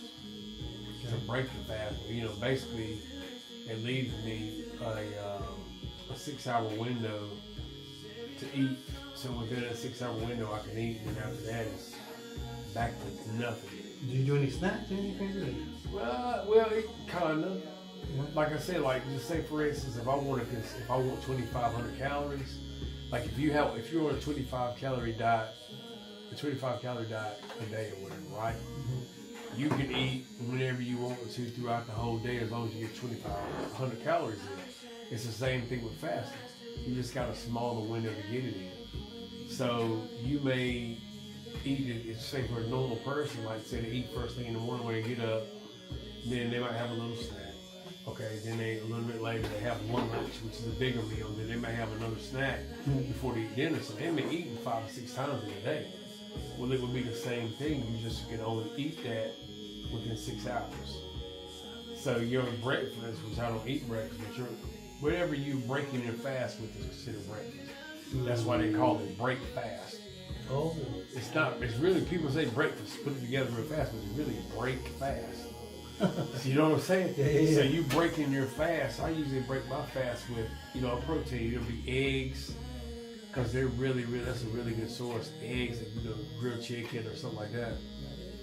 And then I can eat what I would have had a snack for later in the day. I can eat with my breakfast, as long as I'm not eating like 5,000 calories or something crazy. So people mean when they say you gotta eat breakfast, and they mean you gotta break your fast. You're breaking at one your point. fast. Yeah, that's why a lot of people think that you gotta eat quote unquote breakfast foods. You don't have to eat eggs and grits and cereal, or if that's what you eat.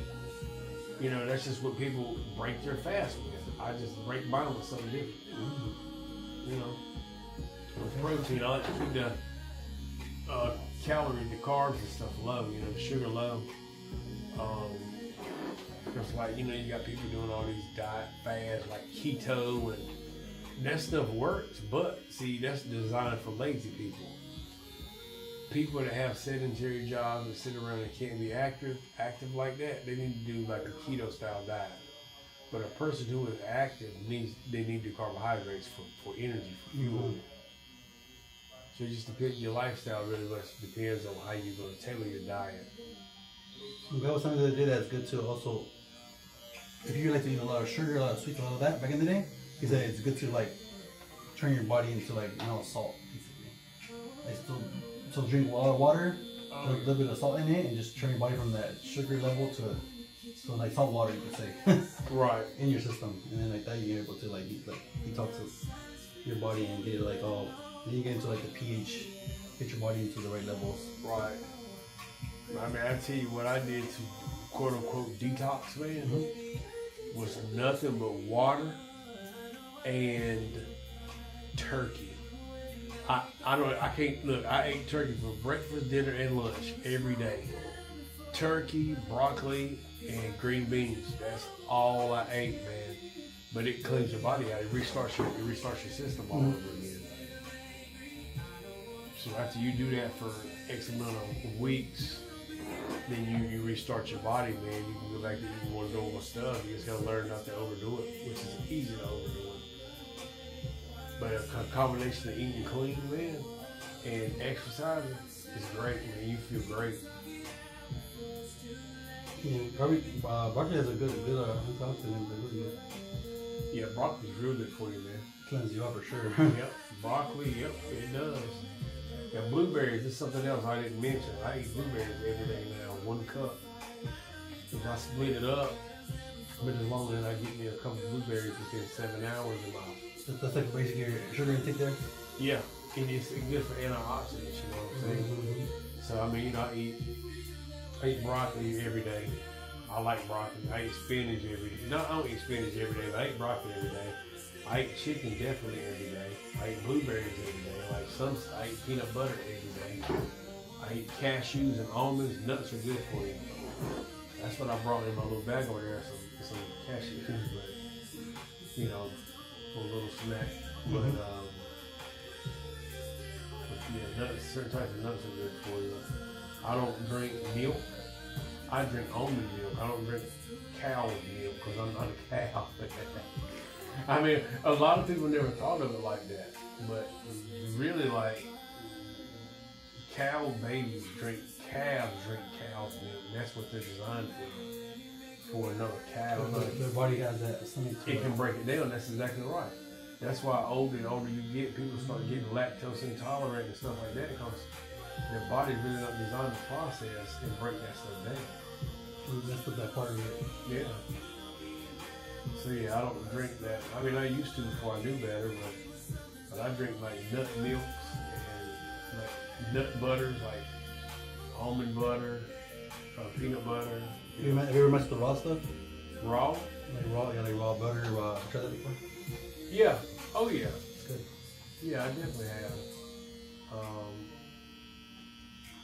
That stuff, the natural stuff is just, it's better for you, man, really. I don't eat any processed foods like out of a bag or like out of a package, like bologna or ham that's in a packet, or like I don't eat that kind of stuff either.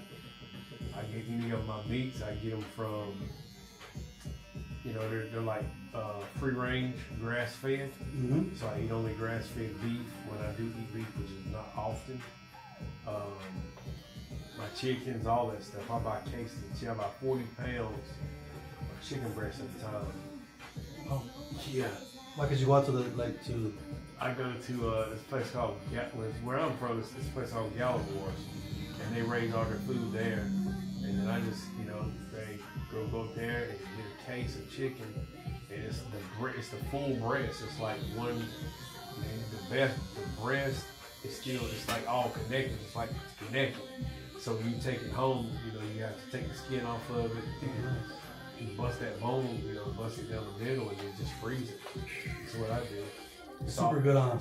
Yes, it's clean. It don't have the steroids. It don't have all the. That's what my mom likes to buy chicken. She buys the at Costco, the organic one that's closed. It tastes way different. It's got a different taste, yeah. It's more like smaller. It's yeah, it don't have the steroids and all that stuff in it that they boost the chicken. That's why you get the kids are the way they are now. They got all those chemicals in their food, man. The little girls are getting boobs and booties at 10 years old and starting a period, and it's because what they're eating, Yeah, it's a part of that. But the organic stuff, man, if you know where it's coming, but if you buy it from Walmart or somewhere like that, a big box store, you really don't know what you're getting. But if you go to a place and you see a cow walking around and you want that cow, he's been eating the grass, he's been eating organically, or you see there's 10 chickens right there, they ain't doing nothing pecking the grass that's in the yard, eating natural stuff. They give them organic feed, so you get organic stuff, you're making their own. It's a lot cleaner for you, man. I mean, I changed a lot of stuff over the years, man, just using myself as a guinea pig and seeing what made me feel good and what made me feel bad. What made you get to that point? Say what? What made you get to that point? I wanted to live. Okay. I thought about it, I'm like, man, I want to try to be somewhat healthy and try to eat better, do better, because I want to live as long as I can, man. Be here with you, be with my family as long as I can, that kind of stuff. And I just said, you know what, I use myself as a guinea pig and I'll let some people know what's up, And that's what I've been doing, man. It's what I've done. And it's worked. Because like I was telling him, I used to be 320 pounds. I was 320, but see, I was 320, I started losing weight, and I got big into powerlifting. So I was a whole lot bigger, but I wasn't at all fat, but I was still fat. But I was caught diesel at one point, And I was like, I'm gonna lessen the load up. Being smaller, being lighter is better, because it makes your organs work a lot less. The less weight you carry, the less work your organs and your body have to do. So I was like, I'm gonna get down, I'm gonna drop some weight, change my workout up, do a little more cardio, along with the strength training, with the resistance training. So. We had a pro referee. He's like, yeah, your knees take a dump like big time. Right. I told if you're heavy, your knees might good luck. He said. Yeah, that's true, man. He's like, right now, if you're heavy, don't even run, just walk. Right, because you're beating up your joints, yeah. You're gonna mess them up. By the time you do get to the shape, your knees are shot. Yeah. So I went from 320. I mean, it wasn't like a real quick or nothing, but over a few years, I went from 320, and like now I'm like, I might be 210 maybe right now. Mm-hmm. Maybe 210 pounds, something like that. Oh, really? That's good. Because at first I got to 225 and I was there for a while, but my back was bothering me so much, man. I was like, maybe if I just lose a little bit more weight, see if that helps take some of the strain off of my back. And I got down, and when it was all the snowing, well, you wasn't down here then. Right before you came down, when all the snow and ice was here, I got down to like 205, 204 actually. And I was like, I'd like to be I want to carry a little more weight than that, So I got like maybe 210, something like that, and I stay around that now, around that weight. That's still a good weight though, right there. Right. I mean, because I'm 6 foot tall. I used to be taller. That's why I used to be 210 almost comfortable. Like I thought I was like slim, like 209, 205, all you good. felt good, yeah. I felt like. But see, I used to be taller, man, but see, I've got this stuff with my back, man. I went to the doctor. He told me, "Oh, you're 6 foot on the dot." I said, "Hold on, man. Who is?" You mean I shrunk 2 inches? Yeah, pretty much. I want to look into that. What's it called? Those things called? Regenerate to like what are they called? Stem cells? Yeah. I've heard people talk about It's kind of new, but it's out there, and like you won't see it maybe here in the States that much. Right. Out the country, like you go to Mexico or I thought they have those, and it's not that expensive. It's not that really? No, if you do it outside, no. And then I remember this one guy had like trouble with his feet walking and all that. And he started doing that. He said started feeling way different, way better. Man, And I've he also heard. did his colon cleanse too. They fucking inject you with I'm not gonna lie, man. It was like stingray, some kind of like some kind of blood or stingray something. They freaking just flush you out, bro. When they put it in, they cleanse you out. You feel like brand new. Feel better. My cousin, he fucking started doing all that kind of stuff to himself. Yeah. Because he had a bunch of issues with his back and his body. So doing the cleanse, man, And it worked. he got some energy. Yeah, he's my age, 41. No, he's a little older, but 41, 42. He does the flesh out. He does the injections, the stem cell stuff. How much does that stem cells cost? You have any idea? I'm gonna ask him later. See what he says. Cause it's been a minute. Man, we might have to go to Mexico. Yeah, I'll shoot you the info because if you do all that, and you know what another thing I heard was another one where they do, they do their blood like people that get diabetic, they do the blood. Like the kidneys or? They check out your blood. They take it Yeah, out, yeah. they filter it. Yeah, yeah. They say that's good too to get all that bad stuff out of your system. Wow. And Like the then- dialysis? Pretty much, yeah. Pretty much like you're now getting dialysis to Yeah. get all that stuff out of your body. Wow. If you think about it, it's like, okay, it's smart because you're taking everything out and all that white, clear stuff that doesn't belong there, you take it all out. Yeah. And you pretty much just start over again. It's gonna get costly because people are finding out about it, so it's gonna get up there. Right. Now I know the stem cell stuff, man. You heard of Joe Rogan before, right? Mm-hmm. Joe Rogan was talking about having problems in his shoulders real bad. He said he got this stem cell stuff, and he said he got new shoulders again. It's zero pain, zero discomfort. He's like, it's amazing. And he's there close by, so I'm pretty sure you got him like either there in the state right there. Or... He probably he made a comment. He got his in the States, I'm sure, because he said, "What's the use of having all this money if you can't use it to better yourself or something that makes yourself feel better?" So even if it costs more, like even if it costs less somewhere else, like I'm gonna use it here. So I can Right. just write it off, you know. Yeah. But yeah, I mean, I've thought about it before. Because I injured myself, man, when I was powerlifting, and I had to have surgery on my shoulder, and for that, and I thought, man, that would be nice to have no shoulder pain. Stem cells, yeah. I'd like to have some on my back. Can y'all show my back? I was getting injections, man. I've had what they call RFA, radio frequency ablation. I've done that a couple times, where they literally burn the nerves in your spine, in the channel of your spine. They literally burn the nerves, and it stops the receptors from sending pain signals to your brain, so you don't feel So pain. burning the ends of it. Yeah, they burn it pretty much. It's like cauterizing it, and they burn it. You know what I'm saying? They stick these things in your back and burn it, and it heats the needle up, and it cauterizes them basically, and you don't feel it. But You the have damage no is, more nerve endings. that's right, but they grow back. Your body is powerful, man.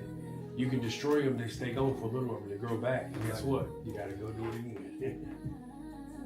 You gotta do it again. Let's check out your beard now. Beard time. Can you see this side or this one side first? Alright. How's that feel? Yeah, that's fine.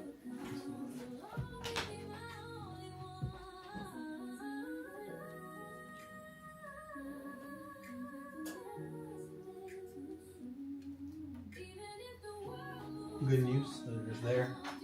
It's there. It's good. You can see it. Did you notice a little difference in it? I've been not honestly when I was here that day when you first done it. Oh, you told My me. mom was playing tricks on me. I don't know. You didn't pay attention really like to like see. Oh, okay, I need it right here.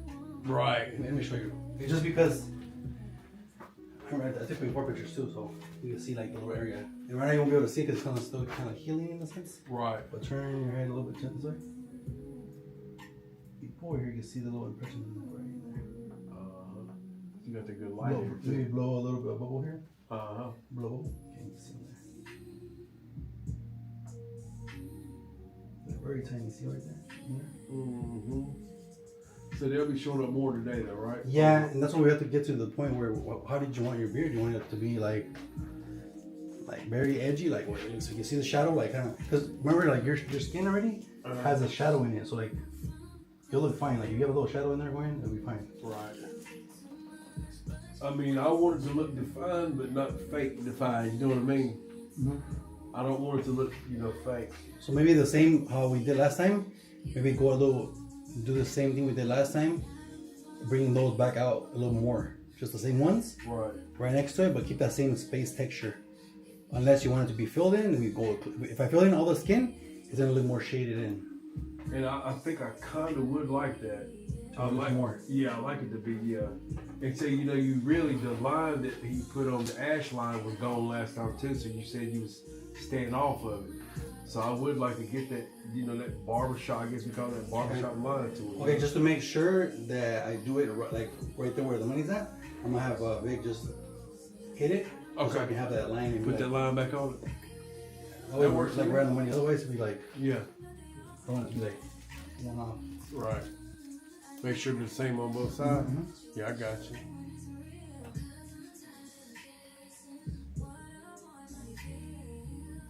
I see a couple up there on top. I'm like, yeah, make sure they're both the same. Right. Yeah, I don't know if you can tell me you got more beard going in there. I swear. Look at it. Let me get the big one. Probably do it when you're there. Okay, that's cool.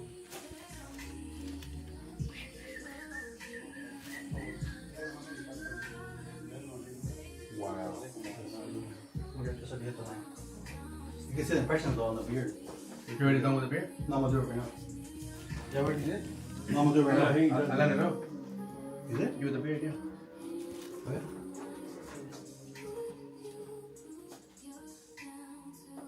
Hasta ahí. ¿Eso de acá? Ese tiene como un pelo arriba, ¿no importa? ¿Es de hair? Just compliment that. They go.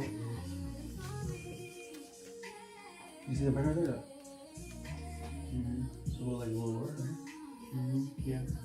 Go curve? Is it gonna curve a little bit or is it gonna be like straight? Because I wanted you to hit with the. Okay, because he wanted it to be edgy, so leave those out of the picture. Because it goes that over here. Yeah, I think that'd be good. Yeah, like how you did it. This one's good, I feel. Like this one's good to go straight all the way. And this one over here, This one's lighter. I feel like it goes up right here, so we gotta take off maybe those little hairs. Yeah. But I like the style Like the other bold, like you don't want it to curve because then when we curve, it makes it look cheeky, a little cheeky. And the other way, you just make it more like chiseled. It goes like straight down. Yeah. If it curves, it looks more like too old. Right. Right. Straight. Gotcha.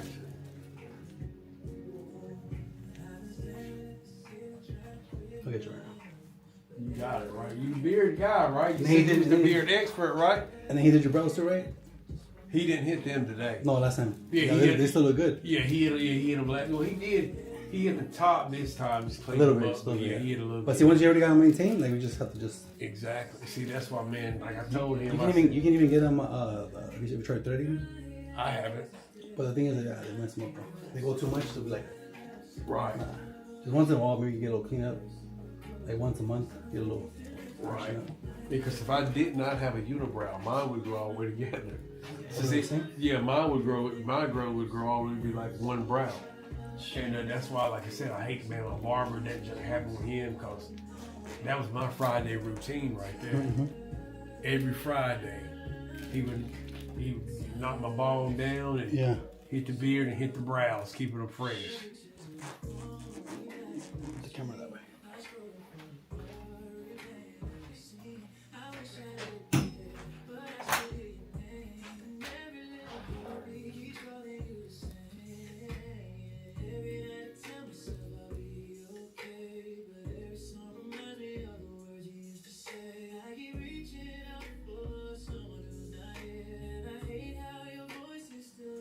got a friend, he's Egyptian, right? Like, oh, man, he had a bunch of shit going on. He did a lot of stuff, bro. He looked different. Like, he did S&P first. Then he went out, got his teeth fixed. Then he went out and got a fucking big ass mole here in like for years. All his life, big ass mole, bro. Like, just He get it you know, removed. fucking remove that. Wow. Another one on the nose. And then he did Botox. And then he did under the eyes. It was dark. Fucking did a little filler in there. She looks way different, bro. Wow. So he got Botox. You got everything done, like everything. But see, like you don't need it because you got thick skin. Right, But let's say when you start getting it a little bit, you can at that point you can be like, you know what? Let's try. Let's do a little bit, but it'll last you a couple, like 2-3 years. So instead of you breaking that, let's say when you're 60, Yeah. it'll be like when you're 65, you'll be like, oh shit, maybe start breaking. Right.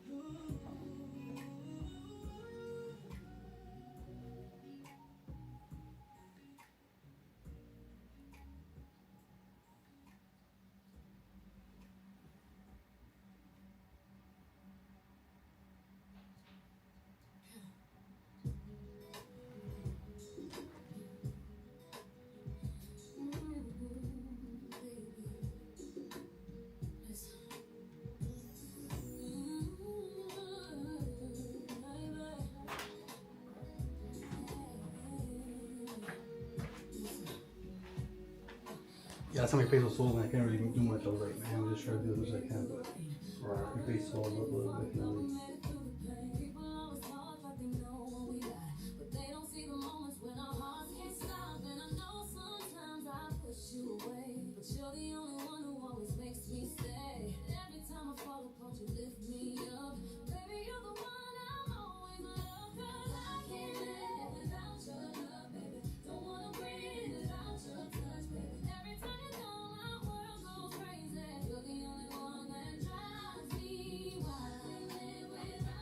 Check it out. Show the beard. Is there one higher than the other? We're good. Those two. What you like? See a little part like a little further back. Right there.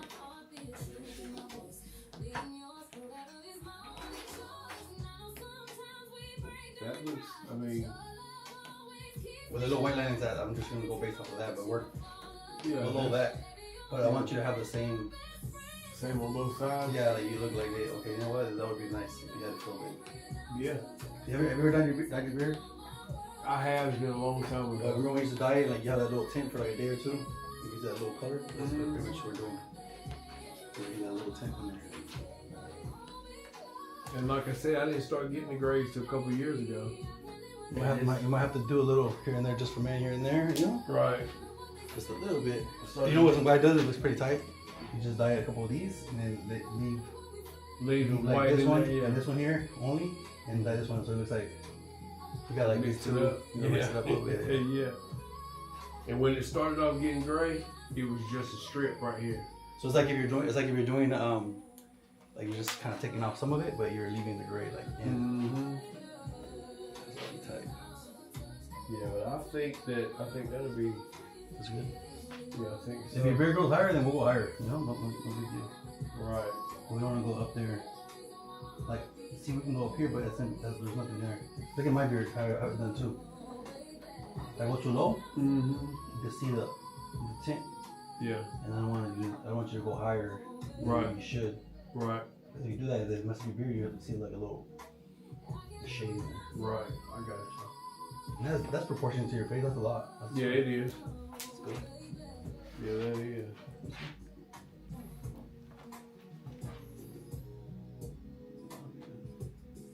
Yeah, I think that's straight. I think. This one might be a little off, but because you'll look.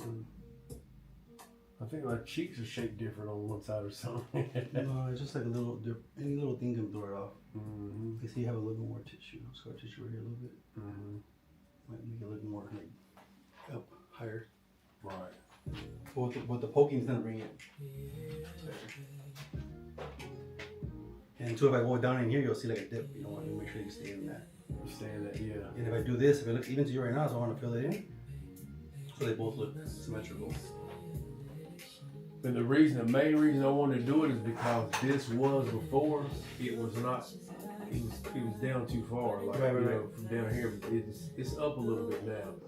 It's just grown back in. I guess I'm not getting haircuts, so I think my barber really was the one that kept bringing the dang line. But you'll see that right now when we're poking it, it stimulates. Like you're gonna see that. Like what? It's just the illusion too of the little SMP in there.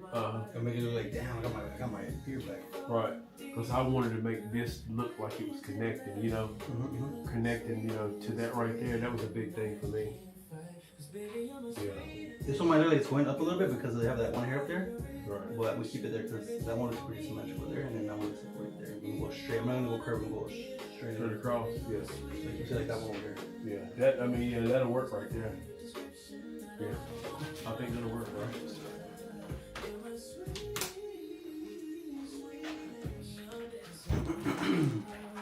Yes, sir. As far as the color, I think the same color is fine. It's not too. Right. If it looks still light, then we can go darker on the next one. Right. How's the marker there? Good? Yeah, that's good. Yeah, that's good. Pick a side, rotate it one start with. Hey, whatever you do is good with me. Turn.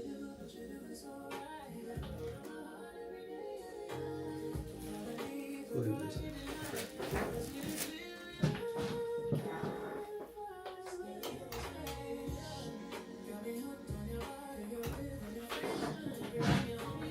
I went crazy on the last one. I went pretty hard on it. I went like twice, 3 times. Also make sure it shows.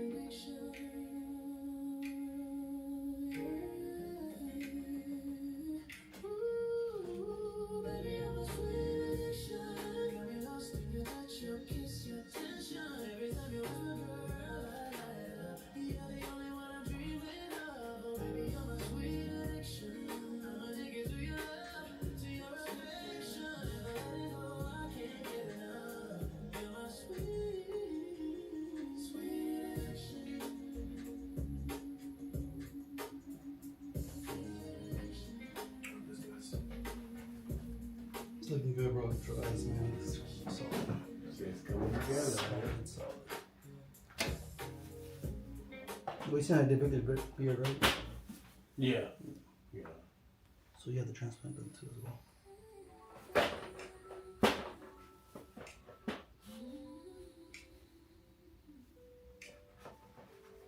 I can't remember. Where did you tell me he takes people for the transplant? Is it Panama? Yeah. Panama soon will be here. We did it here already before, but another hospital, like a hospital. Okay.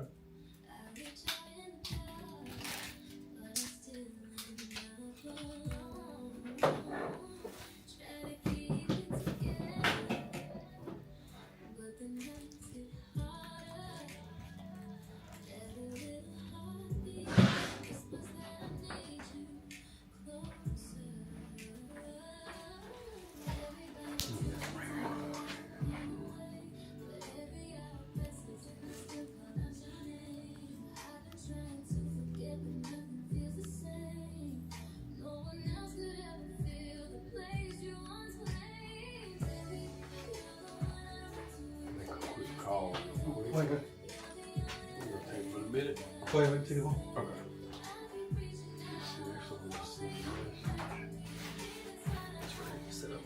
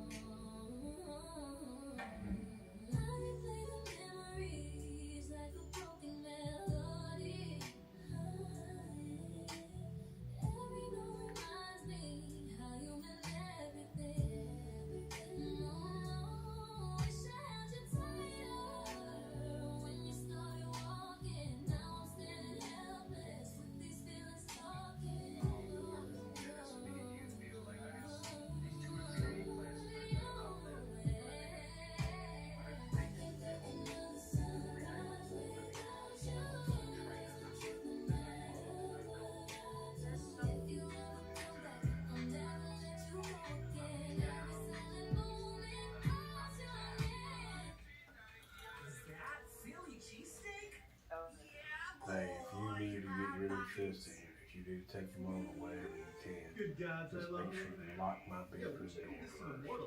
I don't know what time it'll be on. It's got 6 clean ingredients. And it smells. Huh? I said I don't know what time I'll get home. I didn't say when. No, I'm not saying. Alright. If you need to do it, yeah. But if you need to do that, you know go through the regular routine, regular rotation like we did last time. And probably turn the master bedroom light on. Or I can do it. I'll do it from my phone. Doc. You just lock up. Instead of running errands, you're making memories. 50% off Walmart Plus. What? 100% on moments that matter. Who knew? Yeah, I will. Alright. Alright. Man, Tesla just freaking hit me up. Just sent me a text talking about they couldn't replicate my problem. That's bullcrap. They cannot replicate it? Yeah, they replicated while we was riding down the road. It sounded like it was under a wind tunnel. That just. Whoa. But they confirmed when you. While I was with them, yeah, and I recorded it. The guy said, "Will you please record it?" And I did. So I've got that. So they can't. You're like, yeah, they just want to keep the car for another day or so, whatever. But yeah, I don't know what they need to do, but they're gonna have to do something. Hold on, we'll see. Okay.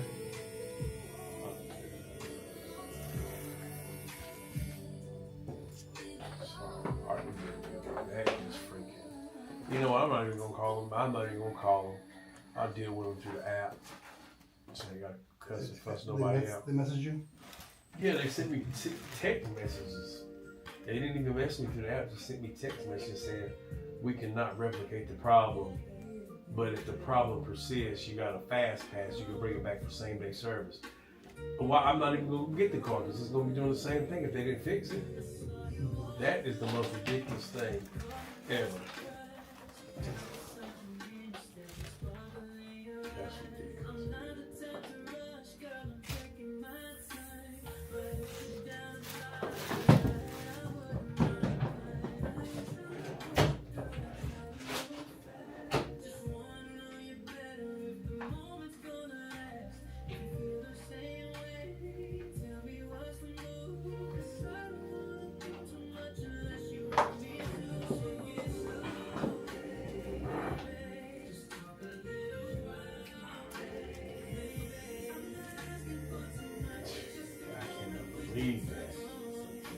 That's when my phone was going off like crazy. I didn't know what it was. What was that? Yeah, it was them.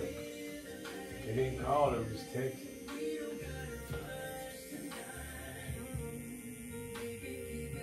They probably looked at their footage.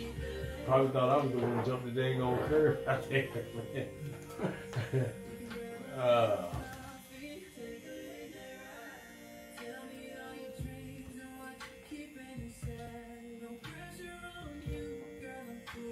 Blow here, a little bit, just a little bit.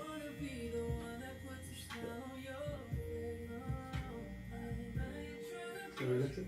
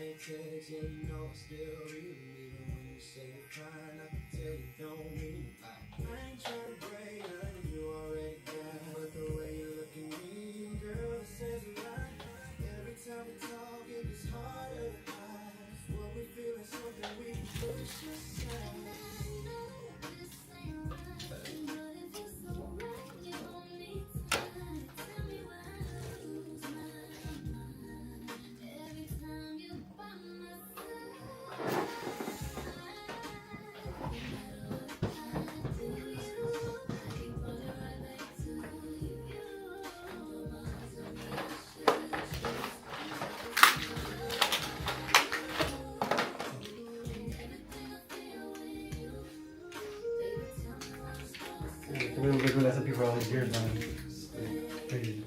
Thinking back, how long we've been. What you say, been about 10 years in the game? About 9. About 9?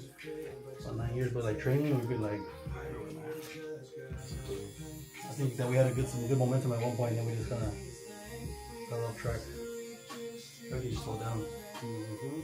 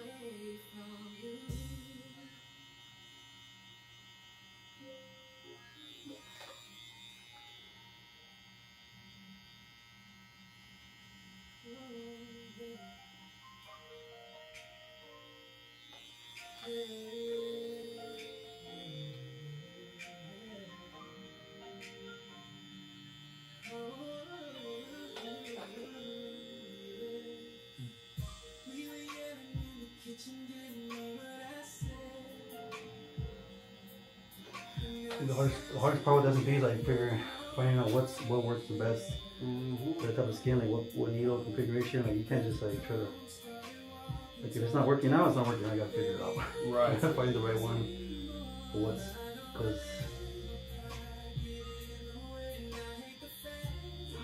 right now I was having a hard time with another needle, like another size bigger. I was working on it. I was like, why is it? You know, it's not poking through. It's just not gonna work. Should I get another needle? Or I change the speed setting or something, but otherwise.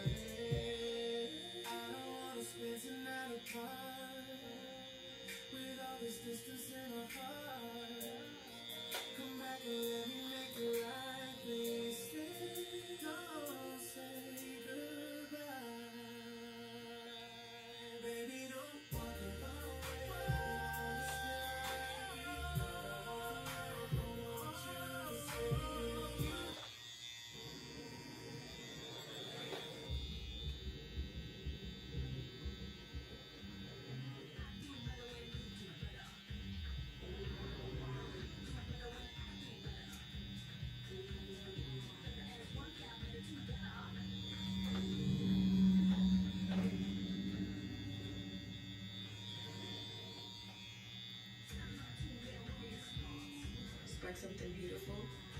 Kate Spade. The #1 doctor recommended payload plan.